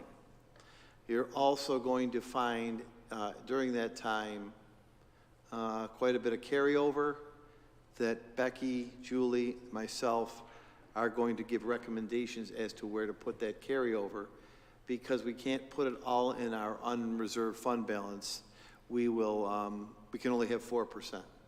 So we're going to have to put it in a couple of other fund balances. But Becky and Julie and myself will make that presentation to you next week. But I just want to say it, I'll say it again. $160 million budget, $30 million of grants and everything else, lunch budget, $8 million, not one financial finding. Really, really proud of that again. The high school has been off to a really good start with their Alternative Pathways program. It's been really, really good. I want you to hear about their alternative school. Remember, it's inside the school. It's not at 60th Street. There are 96 students in the alternative school, which we don't call an alternative school anymore. We call it a Pathways to Excellence. And I want you to meet the director, some of the staff, Ms. Filardo, and others who will talk about why it's going so well. And then we'll review the agenda. Then there's your regular meeting. I should point out there is an audit committee at 4 o'clock. The purpose of the audit committee is to have the audit committee hear the Drescher and Malecki report first. And then, recommend it to the board. There's an internal claims report, no findings. So we don't have to explain any findings there. So it's a no findings week. There is the usual stuff, oral and written communications. There are minutes. There is a budget transfer. We bid our paint supplies. The apparent low bidder is Sherwin-Williams. Becky? Yeah, it's Sherwin-Williams, a discount percentage of 65%. And I do believe that they were the only bidder. Okay, so we're going to ask you to approve Sherwin-Williams. Budget status and treasurers. Maria, want to do the person? Yeah, I'm sorry. Earl. Oh, never mind. Go ahead. Earl's not here. I was gonna ask about the one that we used in, last year. You know, we used that from Buffalo. Yes, I do. How that went, but. I don't know the answer. We'll ask him. It's a good question, Earl. Mr. Bass, to the question, I haven't heard anything, but I haven't asked either. Okay, just so you know. Haven't heard, but haven't asked. But it's with Sherwin-Williams this year. That's pretty good. It's pretty good memory. So obviously you memorize things and watch people walking in front of fire trucks. Maria, would you like to why don't you do the personnel reports? Absolutely love to. Are you happy about your fire suppression system? I couldn't be happier. I go to bed at night sometimes a little bit worried about that. I'm not kidding. I almost think you're telling the truth. I am telling the truth, and that Pull your microphone down. Microphone. Hello? Yeah. Can you hear me? Okay, folks, delivering your personnel reports to...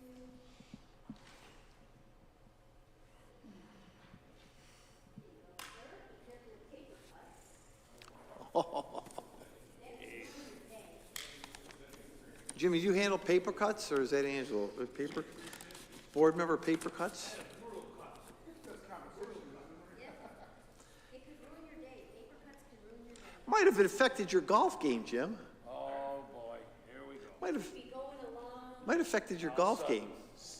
having a great day, thinking everything's okay, then you get one of those folders.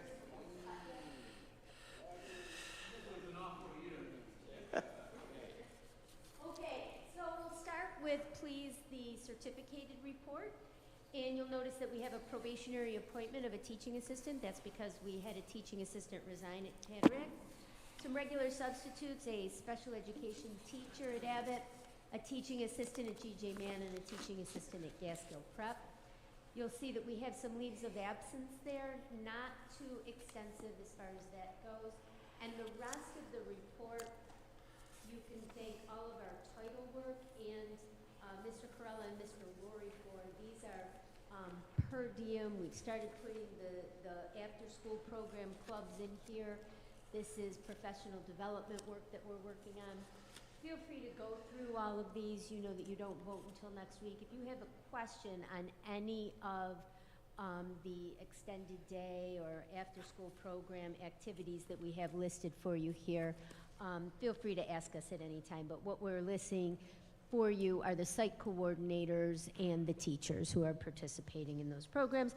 Then when you move on forward through to the schedules, we've got some appointments on schedules D, E, F, and G that we've listed here for you, and that'll take you all the way through page 19 of 19. So the majority of this report although we do continue to hire staff members, the majority here is schedule. Any questions yet on that? Okay, moving on to the classified report. You'll see the retirement of a cook at GJ Mann, then some resignations that we've had since our last meeting, and some promotional appointments and probationary appointments. A lot of our promotional and probationary appointments are in the maintenance department. These are some seniors and some repairers that we're hiring. So you'll see that we've got those there. And then we continue to hire, and a lot of these folks you're seeing here now, not because we have more vacancies than we've told you about, but because, as we had mentioned before, we were stifled in our hiring a little bit because of the fingerprints. So you're seeing the results of it opening up a little bit here now. And then you'll see some voluntary transfers, a couple of involuntary transfers, and some change of status. We do anticipate adding some to the report before next week. Not a heck of a lot, but some. Any questions? Okay, thank you. Maria? Yes, Can I sir. ask you some questions? Absolutely. Sure, you were going to say no. How many openings do we have in the instructional side right now? We all filled? We have, well, one TA, and then a couple of building-based TAs that we had said we were going to hire. So one teaching assistant. Oh, and the psychologist. And the remember the psychologist? We've been talking about that since the beginning of the year. Yes. We're filling it by using retired psychologists. Okay, but I just want to be upfront about the hiring because it's a very, well talked about across Western New York and the state. We are still short a psychologist, but we've employed two retired psychologists. Two retires to fill the job. And one TA, these jobs sometimes open up by the week. Right. And we've also tried to put, because we don't have building-based subs, we've put building-based TAs in the schools to help with the sub wheel. How about on the other side of the house, the non-instructional side? On the non-instructional side, I talked to Kevin this evening. We're good for food service helpers for the first time in a bit. So that is a result, of you allowing that contract raise. Kevin Edwards is in good shape for the first time in a while on food service helpers. Yes. I will say right now, your approval of that contract and our union negotiating it with us has helped us fill a considerable number of these classified positions. So we are probably down to 2 assistant childcare positions. We would like to hire 2 or 3 more building-based associates because that program that you've allowed us to do has been wonderful for the principals, and I'm sure they'd share that with you, that it's helped them every morning be able to make sure that they have the support staff in place that they need. So I think, and we may need a cleaner, but as you can see on this report, we're really focused this month on making sure that Earl has all of the employees in the maintenance department that he needs. They're on there, Russ. Congratulations on your fire suppression system, Thank you, sir. and really a good job on the personnel. Do you have questions, anyone, for Maria? She continues to really do a fantastic job, sometimes juggling staff, but getting staff in the building to make sure that our principals have all of the people that they need. So Our next challenge, Mr. Laurie, because we all like to face our challenges, you were continuing to help us with this week. But a good problem to have that we have in the district is we have a considerable number of employees going off on maternity leaves this year. And so our challenge is covering our maternity leaves. And I believe that we are going to be able to do that because you and Mr. Laurie have allowed us to hire certified teachers as our teaching assistants. So one of the things that we're able to do is pull them up to sub for the teachers and then backfill where we can with folks that are just now becoming certified as TAs. So we're fortunate. I'm knocking on wood. A good problem to have is that we're adding to the students in the district, so we won't be doing the study of closing schools. We'll continuously have children that come forward and enter our district, so. Last question, Maria, I saw one email, and I have another one. I didn't talk to you today. You're having a meeting with Niagara, and I have one to tell you about with Buffalo State coming up about future teachers. You want to talk about that for a second? What the plan is? I didn't read the whole email. Yeah, so we've been working with Niagara University for a number of years now, and one of the things that we are going to do is meet the dean, Dr. Foote reached out to us today. We had started the 1 year to a teaching career program about a year before COVID hit. We continue to work through that program. We continue to partner with NU and have the students come in as early as their first semester in their freshman year to do their impact, and then their teaching assistantships, and then their student teaching.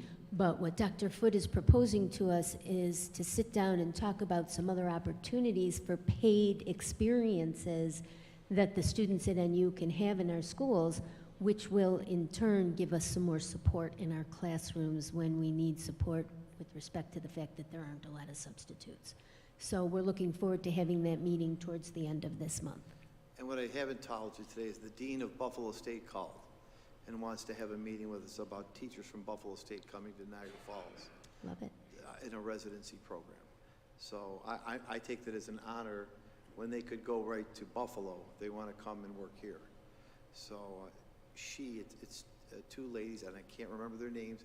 I apologize to the Buffalo State teaching deans, but they want to meet with us to talk about a pipeline to Niagara Falls from Buff State. I really like that idea. I'm glad we're going to be, or you're going to be meeting with them, and I Oh, hope you're that- coming with me. So thanks, Maria. Anything else from Maria? Yeah, quick question, Maria. I was in an elementary school, and I don't want to single each school out, but it was perfect. Clean, spotless. So, of course, I was talking to a person who said, you know, I had 3 people call off today. Yeah. Is that a problem? Is that continuing? Are you talking about with the cleaners? Yeah, is it Yeah. better? It's still, Well, I have to say that it's no better and no worse, right? So one of the things that we have to remember always, and this was pre-COVID, and so there comes to be a point in time in the year when anybody that works in a school is going to get a little bit of a sniffle, right? And that's usually about now. It starts to get cold outside, everybody starts to come in, and then germs in schools just kind of start to fester. That doesn't mean that we have any epidemic of anything. It doesn't mean that any problem is happening. But when you start to see folks calling off around this time of year, that's usually why. It's not because of any other reason other than maybe they have a few sniffles and they're being very mindful of everybody else and not coming in to work sick. Mm-hmm. Before, I want to do a lead-in on a short-term contract for a second, though, if you could just hold on. Before we do that, Earl, in your absence, Mr. Bass asked, we're proposing that the board approve Sherwin-Williams this year as the paint vendor. To paraphrase his question, and his excellent memory, as well as his visionary powers, how did that paint company that we had last year do?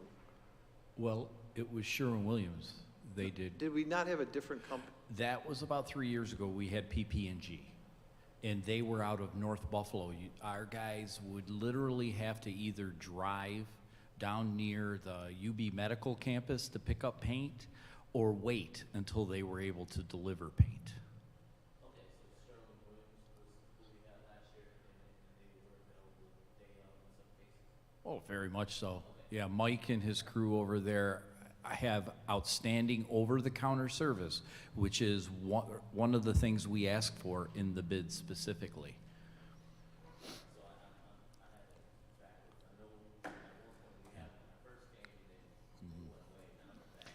Right, and our painters were not even a little bit happy with PP&G paint.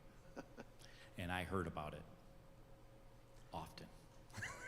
PP&G, what's that, do Pittsburgh paints, or what is it, PP&G? I do Points not per remember game. what the acronym. Of which our Points football per team's not scoring many. Oh, ouch. you know, we're like, I thought it was last year too. Boy, time flies.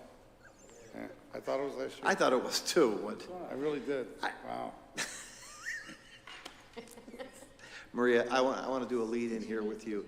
And I can't get too much into this. Maria is also responsible for insurance, Ms. Petrosi. And I want to just do a little bit of a lead in because it's going to lead into some points I'm going to make. We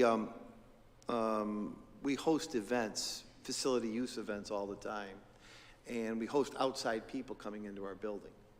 And I know something you've insisted on as a board, rightfully, is insurance binders and insurance. So we're going to be recommending some people to you for next week's approval, hopefully.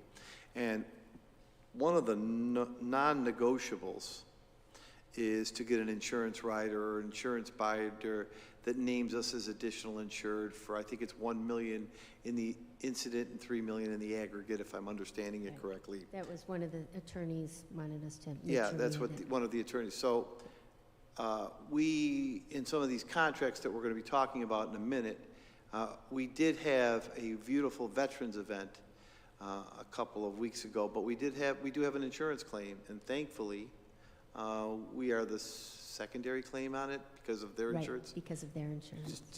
Can you speak about the insurance and why we need to have it? Yeah, so one of the things that happens anytime anyone, and I'm sure all of you are aware of this, anytime anyone is injured in any way and it's at all connected with our district, we will be named as a party in an action or a notice of claim. So we make sure that we have the proper insurance binders in place, and we're listed as additional party insured.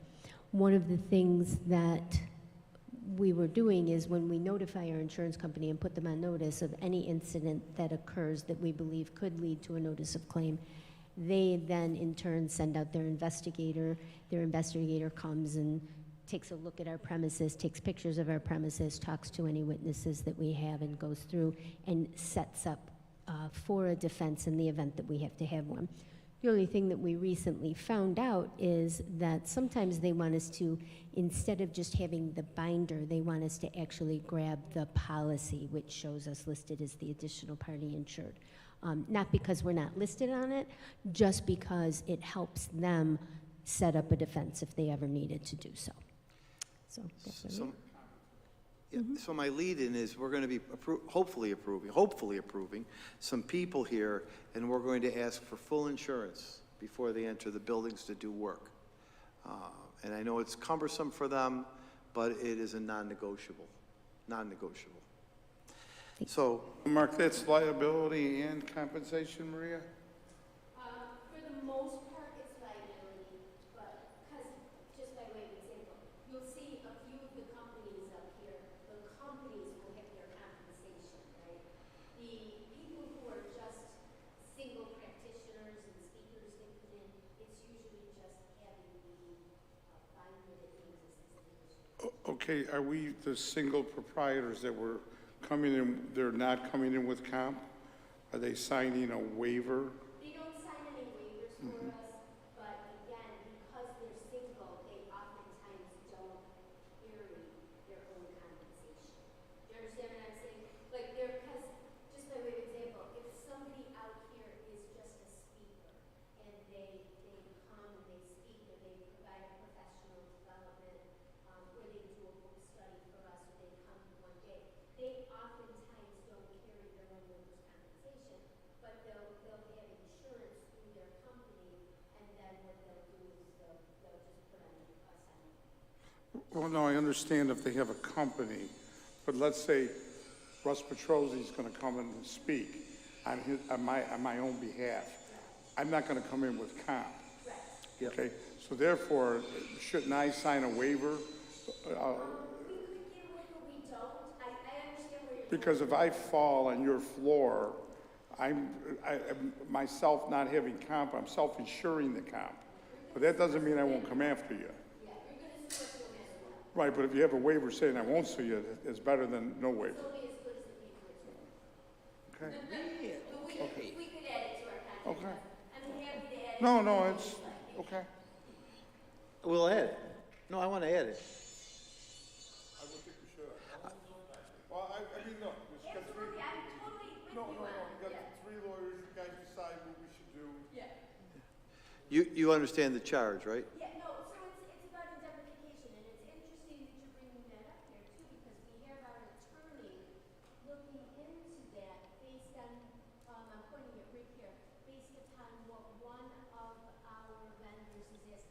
do. They're asking us about indemnification for just about what you're talking about, Russ. So it's a very good conversation to have, and it's a good thing to add. And we recently given our attorneys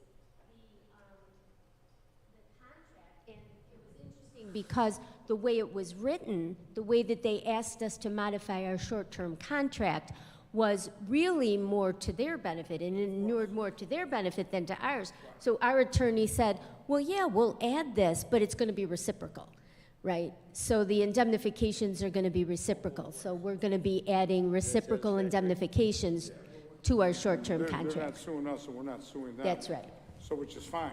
Okay. But my thing is, somebody falls, breaks their leg, they don't have comp, our liability may turn them down because you should have had comp, you got paid.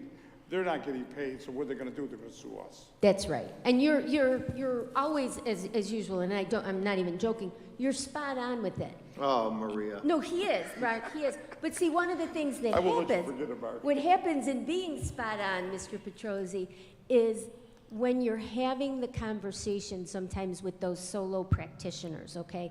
Because this is not an area sometimes where solo practitioners and people who just come in and give professional development kind of speeches and opportunities, they're really not familiar with that whole type of process, and very few places request even as much as we already do.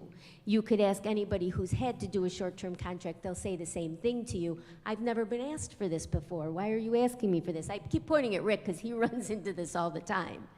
And so that's how I know what you're saying is 100% correct. So we will get that for you. Wow, Maria. No, but he's right. Ah, I know. Hey, when I'm wrong, she tells me. Maria, you must have some dirty dresses or things that you've got to get taken care of. I know a good guy at Colvin Cleaners. Maria, what is going on, Maria? Now, we're going to do that with that form. We'll have the attorneys look at it, though, Maria. Okay. So I want to give a little preface before we start going through some of these short-term contracts. And I want to talk about why it's important and an event that happened yesterday. I just would like you to think back to a presentation that Rick Corella did last year. I believe Val Rotella was with him, Beth. We screen every single student in a device a technique called BESS. It allows us to look at kids who have different needs. Rick, you did that with Val, right? Our students are great students. Our students have a lot of needs, Yes, we've hired 6 social workers over the course of the last couple of years and additional counselors, etc. Our students have a ton of needs. Rick and others also continue to write for grants, inclusive of a grant that we received yesterday from Congressman Higgins, not only for threat assessment teams, but to bring in outside people to provide mentoring for students. We also have a grant called My Brother's Keeper. And My Brother's Keeper was signed under President Barack Obama to bring minority people into the schools to be good role models for our children. We also have a student population that is 60% what we would call minority and 40% white. It has also been my position, despite Maria's hard work, and I mean that sincerely, to bring in as many people of color to be instructors for our students. Through a lot of hard work, we're probably at about 22%. Still not even close. Our kids need more services. Our kids need faces that look like them. And our students, and Rick and others write grants to pay for services for outside people to come in and give support to our children. Every one of the programs that Rick or I bring in has a pre and post assessment. I'll give you an example. Last month you passed a program called Too Good for Violence, Western New York Institute of Mental Health. They use Buffalo State. You've heard of VIA, You've heard of CCNY. You've heard of a number of them. We have a pre and post test screening for every group we bring in to see if they've made a difference. In addition to that, your strategic goal number 3, is to forge the greatest number of partnerships with the community. So in that vein, I'm recommending a couple of short-term and long-term contracts. One of them is the Father and Son Center, Rick and Allison Moore. They worked last year very successfully with 20 Gaskill students. They did a pre-screening and did a post-screening. As a matter of fact, they had a wonderful community celebration in their church. They take 10 boys and 10 girls. Most of them are boys and girls of color, some of them aren't. They spend usually 8 to 12 weeks with them. They are intensely involved in their lives, and if any one of those 20 kids falls off the charts, we call these people back in to see the children, and they come. I'm recommending Rick and Allison Moore in the Father and Son Center as a short-term contract, also because the principal, the highly esteemed Derek Zimmerman, who is doing a marvelous job in a very difficult school, has asked for this program. And I try to satisfy the wants of our principals. So I'm recommending that contract to you. In addition to that, we have had very serious issues this year with racial problems. Thankfully, not of our own doing, but of other schools, and I'll speak about that at the end of the meeting. Nazarene Akhtar and her husband do diversity work with Asian students. Not that we have a great deal of them, but we have students of Asian descent that other students need to understand their cultures, their foods, why they wear certain clothing. I'm trying to bring multiple cultures to a district that has been recognized for their strength and diversity. And I'll talk again more about that. That's why this small grant-paid contract is before you.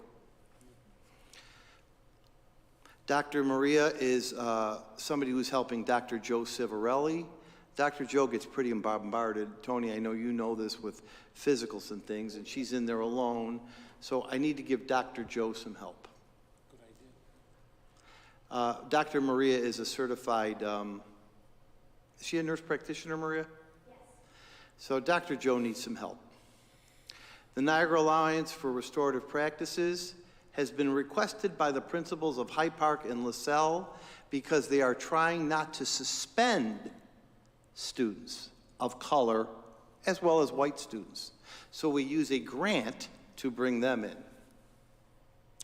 Windsor Learning is a training for our earliest intervention in PEP. PEP is a program that Rick really leads and created to give reading intervention to our youngest kids. Rick, could you talk a little bit more about what Windsor training is? And Rick's other point in bringing this group in is our turnover in staff is pretty frequent, and some of the teachers that were teaching early childhood are not teaching it any longer. Rick, could you talk about Windsor training? Certainly. Windsor is a program that is matched to students who have difficulty learning to read and attaining their foundational reading skills. It has several different levels, so we have the need for training new staff on 2 different levels. The one would be the foundational level, very, very early or emergent reading skills. And then we have a need to train some of our other interventionists who work with older students in grades first and second who are still struggling to read. So there's 2 days of training there on 2 different levels of that program. Thanks, Rick. What about Pearson? This is MTSS is software to help us with our SEL learning. Sure. You mentioned the BEST earlier, Mark. Yep. The BEST is the basic emotional screening system that we administer to all of our students. Our older students take it as a self-report. So it is a screener that they reply to on their own. And then with our younger students at the elementary level, the teacher, after they've worked with the students for about 6 weeks, they complete a student profile. What it's meant to do is identify students who are struggling with social or emotional issues. They can be outward issues or they can be intrinsic issues. There are 2 different categories. So what the system does is it alerts us to students who are struggling at different levels. And the total behavior system is a piece of software that allows us to take the best screening results and then sort them, identify the students who need intervention, and then it helps to create plans and monitor how well students are doing and if they're improving with a certain intervention. So what it really does is, in the past, we certainly did those things to a degree, but they were usually done with paper and pencil and in systems that were very inefficient. This allows us to do it with software. It allows us to email progress reports to parents. It allows us, teachers and other staff members, to very easily update how a student is doing, to keep track of whether they're improving steadily over time or whether they're regressing, whether it might be time to change the intervention. So I know that that's a little bit weedy, but it will allow us to address a lot of our student needs. We put a lot of work into setting up our MTS system and making sure that we screened all of our students and had the baseline data. Now we're at the point where we have to address, what do we do now? We know students have needs. How are we going to address those needs? So there are multiple answers to that, and there are multiple tools that we have to use to make it happen. And this is one of them. Thanks, Rick. James Deaver was used to help us lay out our public schools calendar. We needed some additional help this year. The calendar you already have, that this is post-haste, and I do take responsibility for it, but he helped Julie design the calendar. Rachel Schneider is for one autism student. Cheryl Mateer has an autism student, and before Mr. Rossetti has to intercede with an impartial hearing, needs some student observation on the autism behavior and some guidance to avoid an impartial hearing for a special ed student. So that was our way to resolve a special ed parent request. Ray, if you'd move on. Clark Patterson Lee is going to charge us to do all those designs of the Walk of Fame. And again, this one, if you notice, this one has an A in front of it. This one comes out of our general fund budget because we can't pay for it out of capital projects. We can't pay for it out of a grant. That design work they're going to do on the Walk of Fame is not free, even though I try to get it for free. All these diagrams that they're going to do and all the plotting they're going to do everything that you ask for that amount of money. That's why you see a separate contract for Clark Patterson Lee. Robert Link is training our high school bioscience teacher. This will allow her, because it's a she right now, to provide the STEM course that will help allow our kids get their Niagara County Community College credit. We have a new teacher there, and she needs some professional development. She's doing an excellent job. It happens to be Madison Del Porto, but she needs some more training to run her STEM lab as efficiently as she can. Harry Abbott School has had a number of instances of bullying that Ms. Tompkins has requested we bring in the UB school for some bullying prevention training and teaching. She's trying to reduce the number of suspensions she has. See-through math, Rick, can you talk about see-through math? This is from the Teacher Center. Yes, it's from the Teacher Center. So this group it's one of our retired teachers who now does professional development full-time. And in this case, these are remote courses that she is running through the Teacher Center. This particular one is on a piece of software that we own, which students can use to manipulate and understand math concepts with concrete objects. And so she is training teachers through the TRC in order to learn how to use that software. So many of these, those that Mark has already mentioned and some of that are coming up, are needed because of so many new staff that we have. And that's just the tip of the iceberg. Several of these long-term contracts that are generated from my office are addressing new staff. In some cases, we have a quarter of the staff at a certain grade level or in a certain program that has less than 2 years experience and needs more professional development. So it's an ongoing cycle. It's a really good point, Rick. And finally, the last one is for $1,800. This is, notice it's an F code. That's the Teacher Center grant, a $63,000 grant that the state gives us, and they're doing a book study between September and December. If you have any questions, you can call me directly, or Rick has got the other half of them. We'll be happy to go through each and every one of them. There's Head Start. Then we get into 20 or maybe 21 items. So let's go through these very slowly. 601 is a grant we received from the state for Smart Schools Early College. The money we get has to pay the college, and in this case, Niagara University, to give the courses for free to our kids. So our kids get college credit in high school. You don't pay them. The early college state, well, you do because they're taxpayers, but the state pays them. 602 is the audit. You're going to see a clean, super clean audit for your $160 million. Becky will have that, and Julie will have that worked on. 603, Becky and Ray, and to a degree Maria, are recommending, and we're buying this through NYSER, but I felt for belt and suspenders, and to be totally upfront with you, that we show you, we're expending another $37,000 on cyber insurance. And, pardon me? Well spent. I think so too, Mr. Petrosi. You know the fear that the concern that Ray, myself, and others have. And Becky and I think Maria have worked with, and Ray, have worked with NYSER, they're your property casualty people, to buy more insurance for a cyber attack. Anything else, Beck?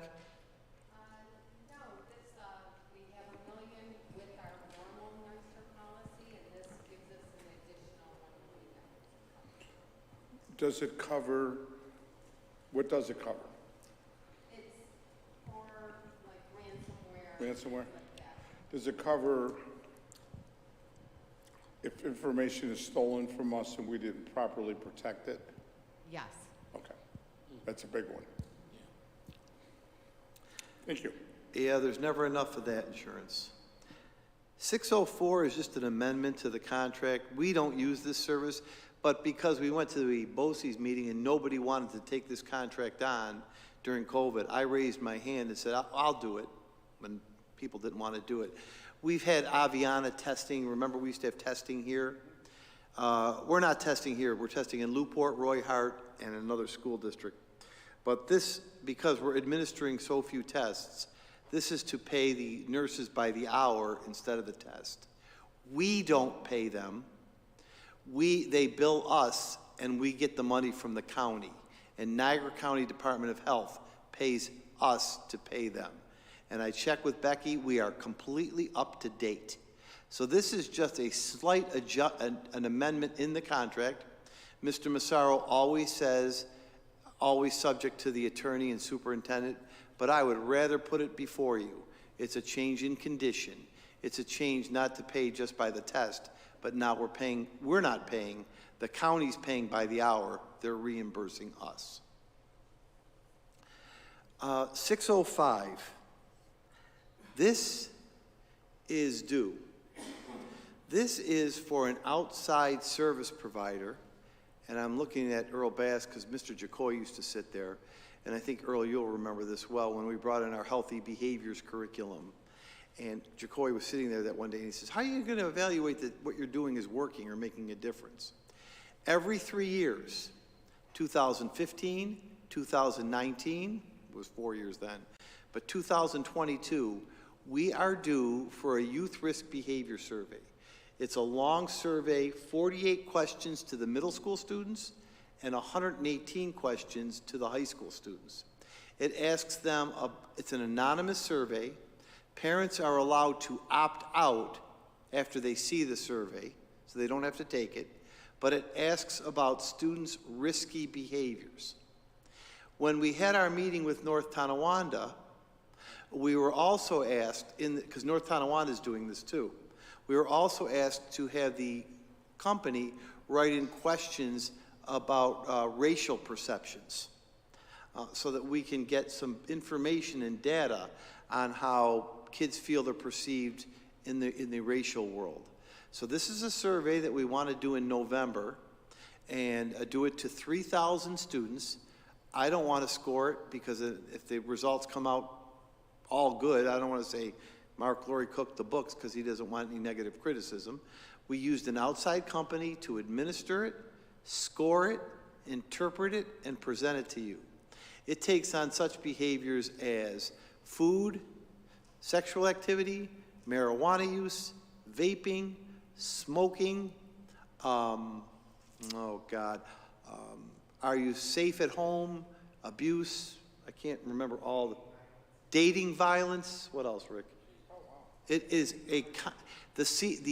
the survey was created by the Center for Disease Control in Atlanta. It's administered everywhere in the country. North Tonawanda does it, and we agreed to in our meeting both do this and get some comparison data for our conversations that I'll talk about in a bit. I'm going to admit, I'd like to have the schools administered in November, and you'll get your results in January. It'll be a long document, but the other thing, Mr. Petrosi and members of the board, what you'll see is where were we in 2015, where were we in 19, and where are we in 22? Different students, but you'll get a longitudinal study that says more kids are smoking, fewer kids are smoking, more kids are vaping, more people are using opioids. Dating, I've had dating violence. You'll get to see, even though they're different kids, you'll see the trends. The other thing and the other reason we need this survey is we take this data and write our needs for grants. So we give this to Marie Battaglia and say, here's an area we're not doing well in. Can you help us with a grant? 606, this is for one special education student. It's an autism student, and it's a student, again, who has had some language issues. I don't want to get too far into the student, but it is the request of a parent and a student of autism with some language services, and we don't have a contract with Creative Therapies. And again, we don't want to get into an impartial hearing. 607, I will reiterate what I said in a much more brief way. We all know and love Marcia McWilson. We all know and love her. She is very effective with our young children. It's a big contract, but Marcia is now going to work 5 days a week for us. She's going to work in 4 schools. She is going to work at Bond, Kelfis, and Abbott, our sister schools. And she was asked to work at G.J. Mann. G.J. Mann doesn't have the diversity representation that many of the other schools have. It's our lowest diverse school. So something she's going to do there, and she's working full days, 5 days a week, every day. She'll have insurance. She'll have the new form or whatever the attorneys come up with. She'll do a pre-test, a post-test. I'll bring the results. She's a good person. She's a dynamic person. And when she goes into a classroom, especially the young classroom, the kids really do like her. I have to say, they do like her. she's been nothing but good for this district. And I know I tease her a lot, and she teases me, but she has been committed to helping our children. She'll work at 4 schools, 6 hours a day. She's not an employee. She'll work under an independent contract. She'll have insurance. She'll have whatever form she wants. We'll do a measurement exam of her. She's also another minority face, and that's why G.J. Mann asked for her in particular. Does she do like is it a lot of life skills? It's what it's called, Tony, Marcia's Life Skills. Yep. Beautiful. Okay. Earl? In here, in that contract, I think there's an error. Probably.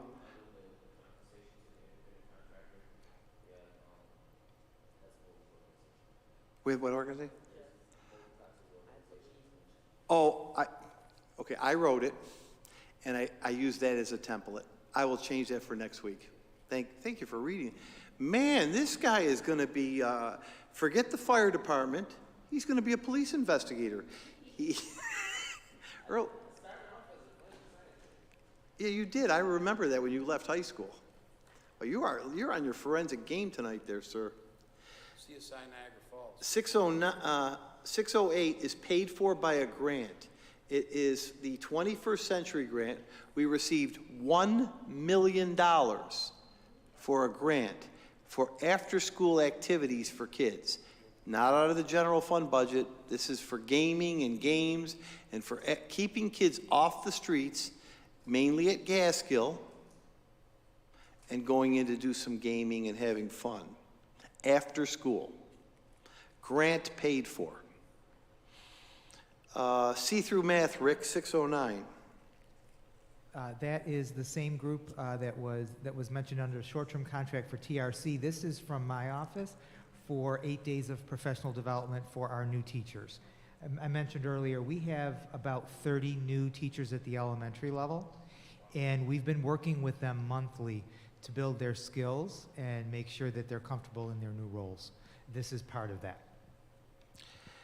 610.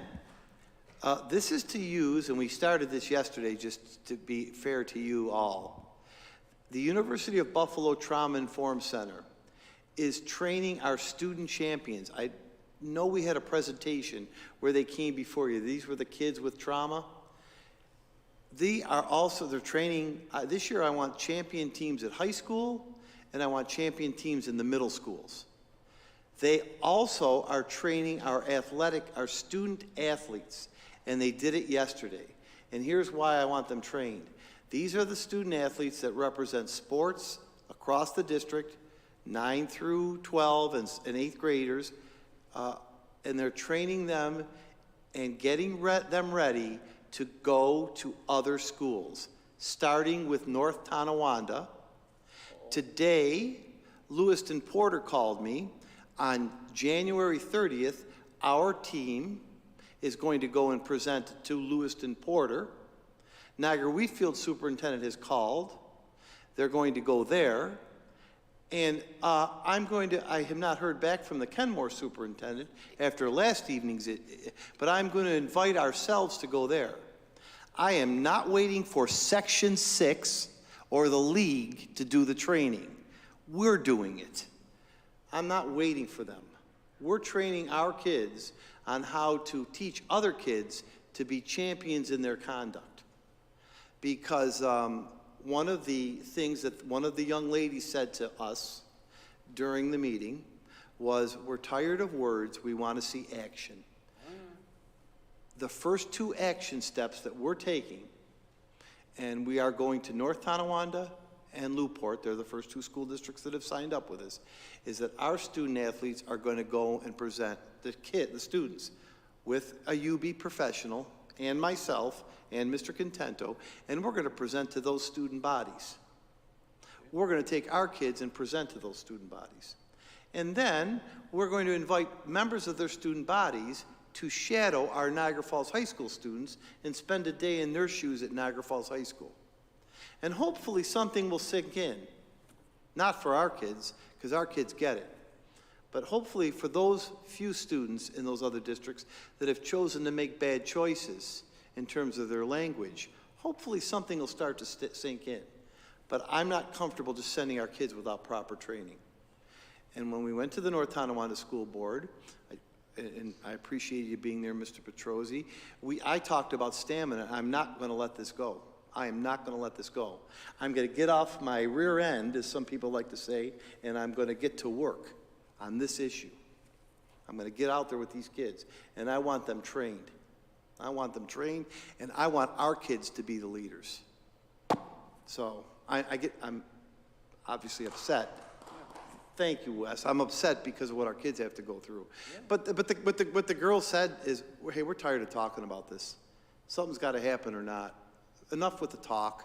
Enough with the I'm sorry. The girl said, and what was I going to say to her? She said, enough with the I'm sorries. Mark, I don't know how it would work out, but I think we should get together with these other districts, North Tonawanda, Newport. There's a code of conduct among athletes, correct? Yeah. And we should start putting pressure on Section 6. Yeah. Either pull out, start our own. I mean, this is really full. It's out of hand. You know, and there should be penalties for that to these schools. Either forfeit the game, or you forfeit 2 games if it happens again. I mean, this is ridiculous. I couldn't agree with you more. Totally ridiculous. But when Section 6, I just want to make sure they hear this. When Section 6 says, oh, we got to pay the referees, what do you think? I'm like, yeah, pay them $4 more. They earned it. But then when we call Section 6 and I said, what are you going to do? Are you going to help us? Oh, that's a school problem. That's a school problem. No, it's not a school problem. I agree. So I'm going to put a proposal together, and I'll certainly let you read it. Along those lines. This is high school soccer, this is high school football, or whatever it is. This is not the NFL. If somebody has to forfeit, somebody's got to learn a lesson the right way. And guess what? If one of our students do it, we have to accept that too. We're going to accept that punishment too. I'm not holier than thou in thinking our kids are perfect. So what applies to everyone else applies to Niagara Falls kids. I know I'm not condemning our kids, but it's going to work both ways. Because without being told that, I would tell you that I'm forfeiting the game. I don't need to be told that. You know, I don't need a policy to do that. So 610 is about training. Yeah. Yeah. You know, the thing is, Right. That's right. I do want to mention one other thing. I received a phone call, because I was working a lot today. I received a phone call from the members of the Buffalo School Board. I know, Russ, you met the one gentleman at the bond ceremony. I don't know if you met him. nice job. Yeah. They're interested in, they're feeling that the Buffalo School Board, and I don't want to speak for them, I certainly can't. Miss Sharon Belton Cotman has called me, and we're playing phone tag. They're feeling the same way in Buffalo and watching what's happening to us. And they're very similar to us in a lot of ways.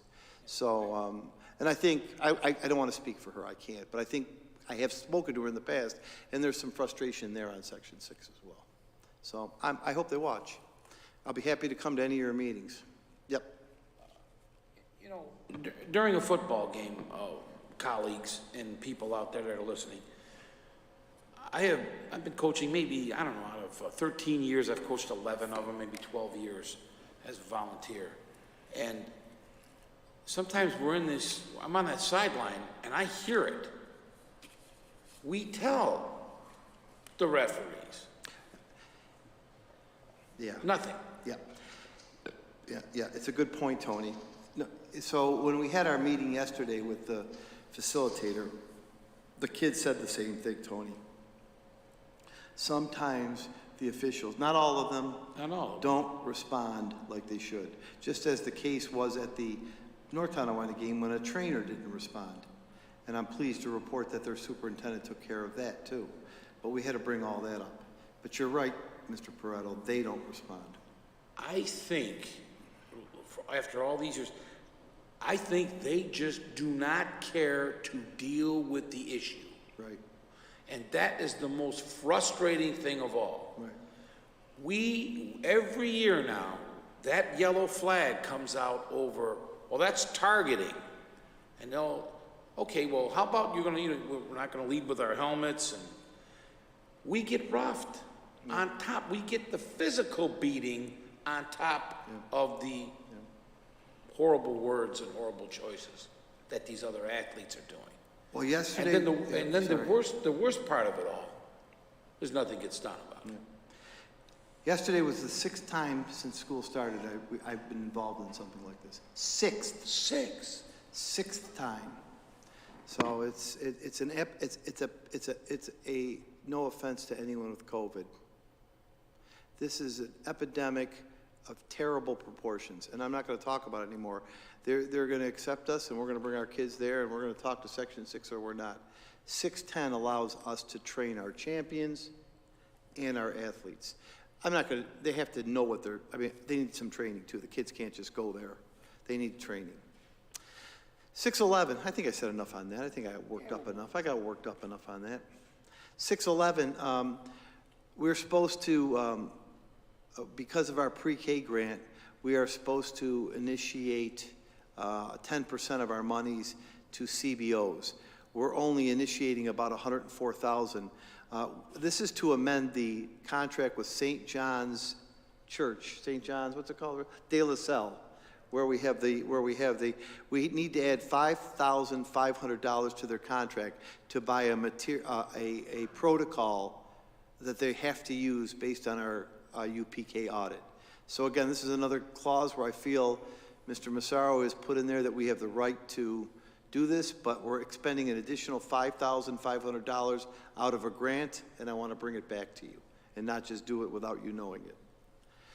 612, Rick, this is, I won't bore you with the same situation, Rick. It but is, It's yeah. the same situation. It's for pre-K teachers. 613 is a resolution for holding a special school district meeting referendum. We need to have a referendum. Right now it's set for January 17th. Judy, anything else on that? No, sir. 614. This is, we typed in and hoped that you would go with the air conditioning. This is something Becky and the attorneys and our bonding council needs to send. Becky, what about 614 and 15? Mr. Myers and Mr. Massaro have both reviewed these. The resolution of necessity is just a requirement that we have to show why we are putting forward this project. And the resolution for bonding is so that we have the ability to pay for the project through issuance of bonds. Becky, this was a question that Mr. Petrosi asked me the other day, and I didn't answer him because I wanted to talk to you. Bonding number of years. Remember this, Russ? Correct. My question was, I would not like to see us bond over the useful life of the air conditioning. No, this would be a 15-year bond, That as was were my the question. previous two. No, I'm good with that. On the other Right, 'cause projects. Mark and I were just thinking 30 years, 20 years, and that's 15 what I was thinking. Yeah, Thank you. 30 years is a new construction. Nope, that's why I was thinking 30. Thank you. Becky seems to think we can do it in 15. I can name that tune in 14. We'll do it in 15, Beck. 616, this is where Judy Glasser really gets involved. She's got to get everything ready for a vote on the 17th. Judy loves that. She loves when I say we're, right, Judy? I do. I live for that. So Judy's got to get everything ready for this vote. This is to raise the debt ceiling, Beck, the debt ceiling? Statutory meeting? Yeah. No, that's to no, accept the results of the. Right, to accept the Sorry. results. Aren't you on 616? Yeah. 616 actually is, you had appointed the Board of Registrars in January, and this is reaffirming those Board of Registrars and allowing me to have the personal registration day, which will be required to publish the notices and so on. Yeah, thank you. And 17 are for the custodians, and 18 is, we're going to move the meeting in January because we've got to do it the next night. So instead of having it the following week and then having another meeting, we're just going to move the January meeting after the vote. And quick question, Mark. Yeah. And Judy, we are going to have all the polls that we normally have? Yes, that's why we had to push it to the 17th of January. I wanted it earlier, Mr. Petrosi, but this allows us to have the polls and the poll workers. That's why, the truthful reason why it's on the 17th. Am I right, Judy? Indeed correct. We Because will have all our regular polling sites, all our inspectors, the whole kit and caboodle as we usually do. And that's a Tuesday, Judy? That is a Tuesday. Thank you. I figured that's what you would want, Russ. 619, you had a presentation. This is for the $20,000 for the small cities. Rick, I think that you got the report this week. It was about $58 million more. Remember that, Rick? Yes, I did get it last week, and what he's asking for at this point, he is suggesting about $56 million more would make us whole. $56 million for $20,000. Mr. Petrosi, can I just do one more before I? We may need to walk one on, but let me tell you what it's about. I've asked Becky to meet with Mr. Massaro and legal with respect to setting up reserve funds. Last year, we looked at the capital fund. Remember this capital fund? We decided not to do it. Wise choice Becky made, not Mr. Massaro, wise choice. He's not listening to me anymore. I said wise choice. I said wise choice, and you listened. I want for various reasons, I would like to ask Mr. Petrosi, members of the board, Ms. Holliday and Ms. Jacqueline to work with Mr. Massaro on the possibility, and the ramifications of setting up an insurance reserve. I'm not sure if it's the right way to go until I get some counsel, but you are going to see your reserves go up. And I know there's the ability to have an insurance reserve for settlements and judgments. And I'm trying to think ahead, if you know what I'm saying here, but I'm not sure we want to do it or what we have to do. And I really need to have the attorney, and we talked to just so you know, in our exit conference with our auditors today, Becky, Julie, and I floated this idea to them. And they said, you can do it. There are other districts that do it, but you need to have your legal staff look at this. So I'm not sure whether we're going to add that as a reserve. And if it's an account set up like that, that's all you can use it for, is insurance. You can't take it out for something else that comes along, correct? That's my understanding. So it cuts both ways. You know what I mean? So I don't want to. All I want to do. It'd be like a self-insured insurance. Is that what you're? Yeah, but it's for judgment and claims. It's for judgment and claims. I think you know where I'm going with this, Mr. Velardo. Yes. But I need some advisement from the attorney, and I think you need. Put the microphone on.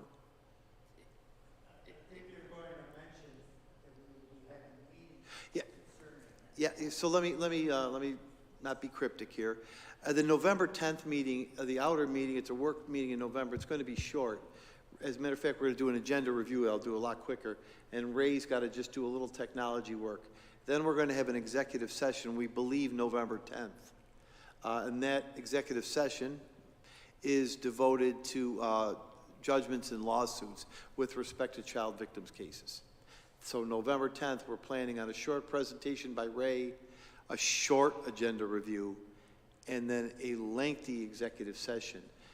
But the insurance reserve, we would like to consider being set up at the time of the audit.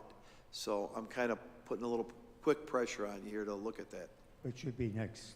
Which would be next Thursday. Next Thursday. That's why I just want to make you aware of it. And you're right, Mr. Velardo, it cuts kind of about 3 different ways. But I don't want to leave something on the table that we could do if we needed. Or maybe our attorney and business official will not recommend it to us. So I'll keep you posted on that. But the auditors said that it has been used in other districts for a purpose that we're thinking about. I don't know if it's the best course. I need to talk to. I have some concerns about it. I but know we he can does. address those later. I know you do, and I don't want to just drop this on you, and I don't Right. want to be cryptic in my conversation, but we have some serious issues to discuss around some cases that we're involved in. These cases are child victims cases. I'm not trying to be. I want to be fully transparent with anybody who's watching. Okay, so.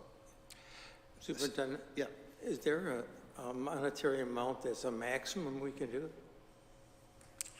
I don't believe so. I don't believe there's a minimum or maximum. I would think in this reserve there would not be, Yeah. if you were to implement We it. don't believe so, but we have not, I thrust this on them today, but I don't believe so. I don't know enough. Becky has done a little bit of research. I don't think there is a maximum or minimum.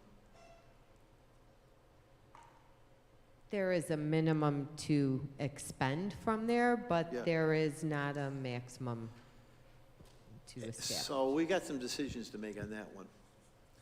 I'm just not ready to go any further tonight, but I want you to know what I'm thinking here and why I'm thinking it. Thanks.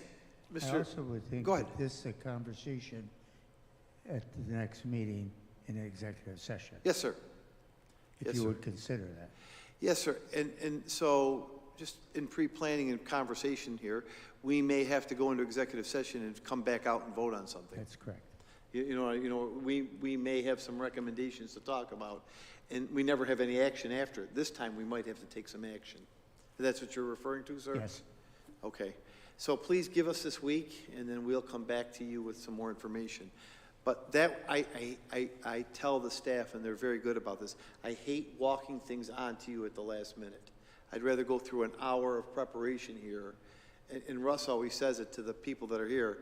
You know, we've been talking about this for a while. You've been reading about it for a while. I hate walking things on to you. But in this case, we need more time. Okay? Russ, you want to take 620? I'll take a poke at 620. 620 is in regards to the remote attendance for the Board of Education meetings. Last meeting, we had a resolution to go forward with the process, and the resolution had an automatic tabling of the resolution if passed for 30 days. When I read the resolution, correct me if I'm wrong with the names, Paul Cadello motioned to table and Earl motioned second to table. At that point, I cut the conversation off according to Robert's Rules of Order and took the vote, because that's what you're supposed to do. I was a little surprised that that went that way, so I called Earl, and I says, Earl, the votes were there to pass this, why would you just table it? He goes, well, we didn't, we put it on the table. I said, no, you tabled it. So I went to Judy, we went back and reviewed the tape, and it was clearly a motion to table, clearly. After further review and speaking with Mr. Massaro, this was an unintended consequence. I realized what everyone intended to do, but that's not what we did. So I have a resolution that I think, I have I shouldn't say resolution, I have a way to solve this issue. It's on the table now. We could take it off the table. We could either amend it or pass it and then waive the 30-day tabling, which would then get us back on track. The way we are now, we can still continue, but we'll be 30 days later. This will go on for another month. To get it done as soon as possible, whichever way it will go, and I do feel it's going to pass. This will take it off the table, waive the 30 days. We will vote on it that night to go forward, which would then put us into the next month of a public hearing, if I'm correct, Mr. Massaro. If you're saying that you would take the vote at the October meeting by your procedure of the adoption of the procedures for remote, you're correct. If you take it off of the table and implement the resolution again, which I don't think you have to, because I don't agree with the interpretation, But if you do that, and you take it off the table, you can do, as you said, put the resolution on, waive the 30 days, and pass the procedure. Well, Mr. Massaro, I've 24 years, I've never disagreed with you, but I'm dead right on this one. Well, So it all says. I disagree with him every week. Maria, how about you? So I think for the procedural, if I would recommend we take it off the table, vote on it, waive the 30-day tabling, which takes us back to where we were, and there's no misunderstandings. Right. Okay, was I clear on that? I hope I was clear to everybody. Okay. Yeah. Now, Mr. Petrosi, assuming that it goes the way that you're suggesting, there will then be a resolution to adopt. Well, the resolution is there. You waive the 30 days, and you move an up and down vote on the procedure. I think there's a decision, or at least something to consider, any addition to that procedure before we come in next meeting. Correct. You'll have a resolution, I believe, Well, with more clarification. I'm thinking in particular, as you know, I met with Mr. Bass, and Mr. Bass has a suggestion for the amendment of the procedures. Sure. So if the body feels that they want to do your procedure, you waive the 30 days, you then will move the amendment that Mr. Bass will recommend, and then depending upon that, you approve the procedure subject to whether that amendment is passed or not. Yeah, I would try to my goal here is to try to get all of it, most of it, as much as we can get done next week. Should we hear Mr. Bass's motion right now? Sounds good to me, anyone? Nick, you were going to say something? Go ahead. Well, I'm just confused on the procedure here.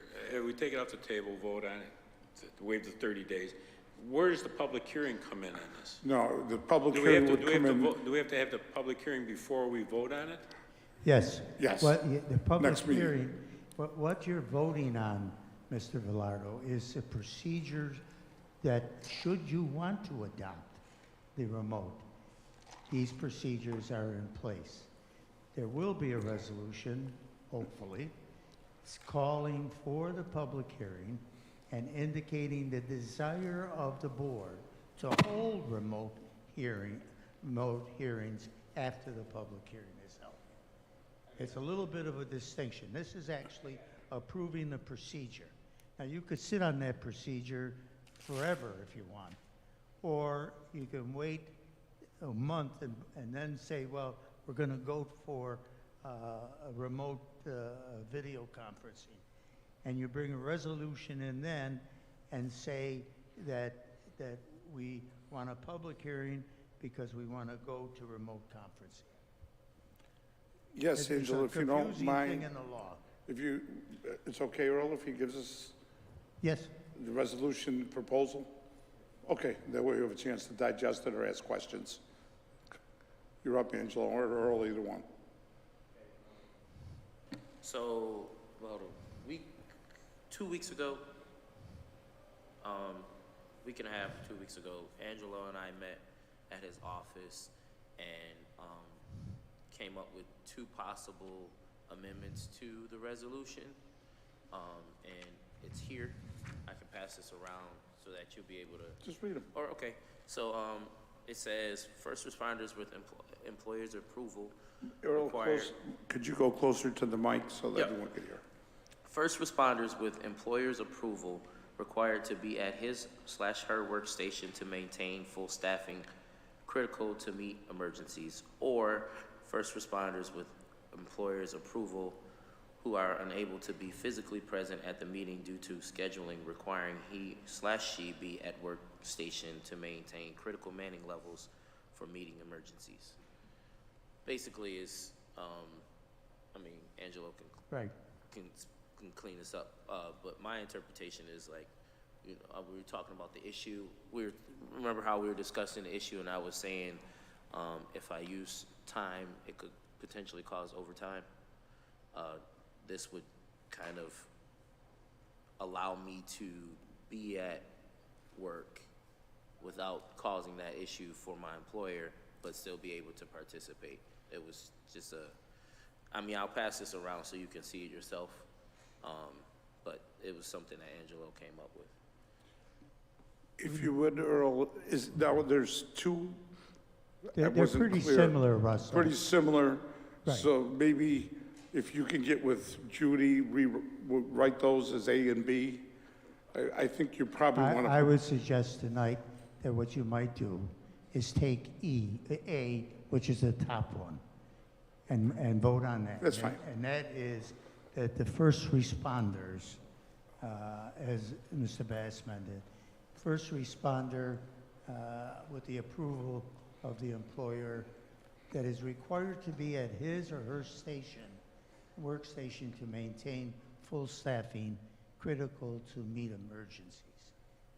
Okay, so that would be a situation that I feel can be justifiable under inserting it for a first responder not being physically present at a meeting because his workstation is required to have full staffing to meet emergency situation. That's different than one who has a regularly scheduled type employment and misses because of that. As I understand the fire schedule, they rotate so that the firemen on the shift that would cover the meeting would probably be subject to being at the hall and not at the meeting every 3 or 4 or 5 weeks, if not more. It's a rotating schedule. I think if you really look at the intent of the legislation, you would not purposely exclude first responders. But Russell, I think this is your point, employers should be made aware of it and they should be should approve the first responder being able to use the time when they're waiting for an emergency to participate in a remote meeting. Okay, any questions? So we're going to propose, I'm going to leave it to Earl and Angelo to get the wording they prefer to Judy. So Judy will put it in our next packet or any amendment or email it to us. Let me indicate what the amendment, how it will fit into the regulations. The regulations before today, coming into the meeting, that board members shall be physically present at such meeting, and remember we're parodying the law, except for disability, illness, caregiving responsibility. And there you would insert first responders with employer's approval required to be at his or her workstation to maintain full staffing critical to meet emergencies or any other significant or unexpected factor which the board wants to deal with. So it would be one of the items equal to disability and caregiving, if not more than caregiving. That's where it would fit in. I will redraft it. Judy, if did you get all say that? it's okay. Okay. All right, Angelo, get that worded over. I will do Earl's that. intentions are well noted. We'll vote on it next week, and then we'll, if it passes, we'll move it along. Public hearing will be held in November, and then the vote will take place. I guess it could take place after the public hearing. We have the public hearing the night of the meeting. Unless you want to hear what's said at the public hearing and postpone it, that's up to you. I didn't catch that, Angel, I'm sorry. Pardon me? I didn't catch your last statement, I'm sorry. Unless you want to hear the public vote their views on it and then postpone the vote on it to consider their views for a month. No, That's- we could of do course, it, we right. can just table the vote. Oh, right. But we'll put it as a resolution. I will have that resolution. Yeah, that resolution, Right. so we would have the opportunity to vote on it and pass it or not pass, whatever the board desires, but we'll get this finished as quick as possible. Amen. Any questions? I got one question. Is the verbiage, the employer, so that means if a chief changes and says that he doesn't agree with that, what does that do? Well, it would mean that the first responder cannot or participate remotely in the meeting. If it, to answer your question specifically, change of the mayor, change of the chief, change of scheduling, yes, it could change it because you don't have the employer's approval. But it wouldn't affect our wording. That wording will still remain. It'll just affect the individual. You seem puzzled at that, Mr. Consemi. Yeah. Yeah. You could still watch the meeting, you wouldn't get credit, or you wouldn't vote. He wouldn't vote. You wouldn't be present. We wouldn't set up video cameras there. Correct, which is very. If the chief says no. You're not at the meeting. You're You're not not at the meeting. technically at the meeting. That's right. You could And- watch it like any individual, but you would not be able to vote, and you would be shown as absent or You would be excused. subject to the three absent rule. Okay. Questions? Yes, ma'am. I'm still a little confused with the public hearing. The public hearing comes before we say yes or no? Yes, ma'am. Has to, yeah. The public, So after the public hearing, we vote yes to Ms. the Dunn? virtual or no? Ms. yes to the remote, Clara. Okay, wait, hold on. Clara, yes to the remote. Yes. But next week, you could vote up and down on the procedures. Once the procedures are in effect, and if you decide you want to do remote according to those procedures, then you will have a resolution saying we want to do remote, but we hold the public hearing first. In other words, you do not need a public Claire, hearing. You do not need a public hearing for these procedures. Clara, turn your mic on, please. Okay. If I could put it in layman's terms. I'm just confused Okay. about the public hearing. I know you've explained this to No, me no, several let times. me take a poke at it, because I say it like my mind works. Next week, we're saying, go ahead. We're gonna say, by layman's terms, if we vote yes, go ahead, have a public hearing, see what the public has to say. After the public says what they're gonna say, then vote on it. Okay. If you say no next week, then it's a done deal, no public hearing, we don't have to go any further. So what we're saying, there's simply simplified. We go forward, this is what we're going forward on. We're going forward on first responders, employers' permission, et cetera, et cetera. Okay. And if we put it out to the public, and the public, 200 people agree with us, or 400 people disagree with us, might influence yours or my decision, then after the public hearing, which we will make it possible for everyone to vote on. In other words, we will make it possible to vote on that night if the public hearing is on the same day as the meeting, but if there's any confusion or you want to digest it, you vote to table it, and it would come up at the next meeting. Just trying to give you as many options as quickly as possible. I hope I explained it clearer. I know it's confusing. Next time, we'll have two resolutions, one to pass the resolution, second one to put it on the table. I think we'll clarify it a little differently. Okay, any more questions? Mr. Laurie? We have one policy to vote on. This helps us with our Title I audit, if I'm correct, Rick. This is a policy about how we educate homeless or students in temporary housing. So I'm going to ask you to vote on that next week, too. It's been out there for a while. Then we will need an executive session next week. I'm already anticipating a personnel matter that I want to make sure I have your input on, and that's at least one item. But we will have at least right now a brief.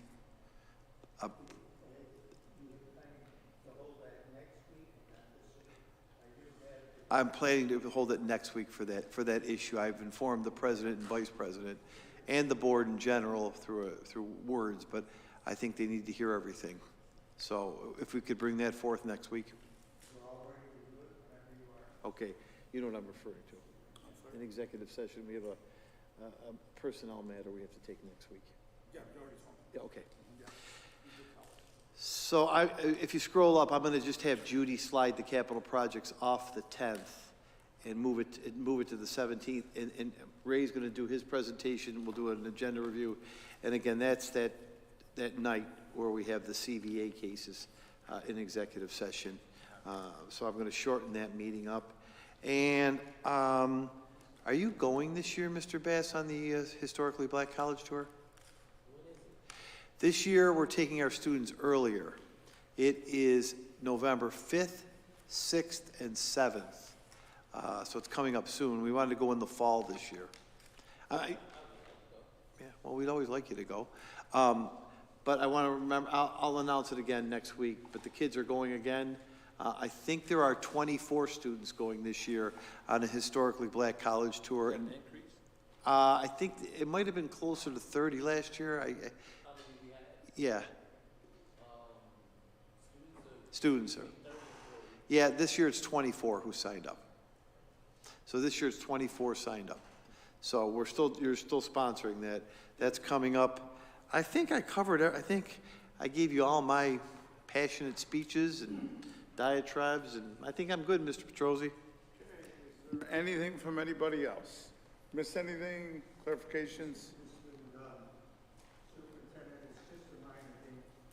Out with the clerk, when you thought I wasn't listening, we were working on the sequence, Judy, of the three motions: necessity, bond, and then the special meeting, which would take the numbers differently.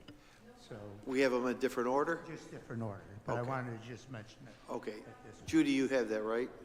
And I'll work with Judy on it. Thank you, thank you, thank you. I think you did some good work, and you're going to make a lot of teachers and kids and parents happy. I think you're going to make a lot of people happy if they're watching this meeting. I think the parents, but the kids, which you're here for, and the teachers, I think you made them happy. And you know, Tony and I were sidebarring. I know it's not why we're here, but with a project labor agreement, that's more union work being done by our people in this area on our schools. So I think you've made some union people happy too. And again, I say that with respect to them, but most importantly, you're going to make some middle school kids pretty happy. So I just want to say thank you very much. And I know the teachers will be pretty happy too. If that's it, thank you, everyone. Jimmy had something to say? No? Good night, everybody. Any questions? See me, Mr. Laurie, or of course Judy or Mr. Massaro. Thank you. Good night.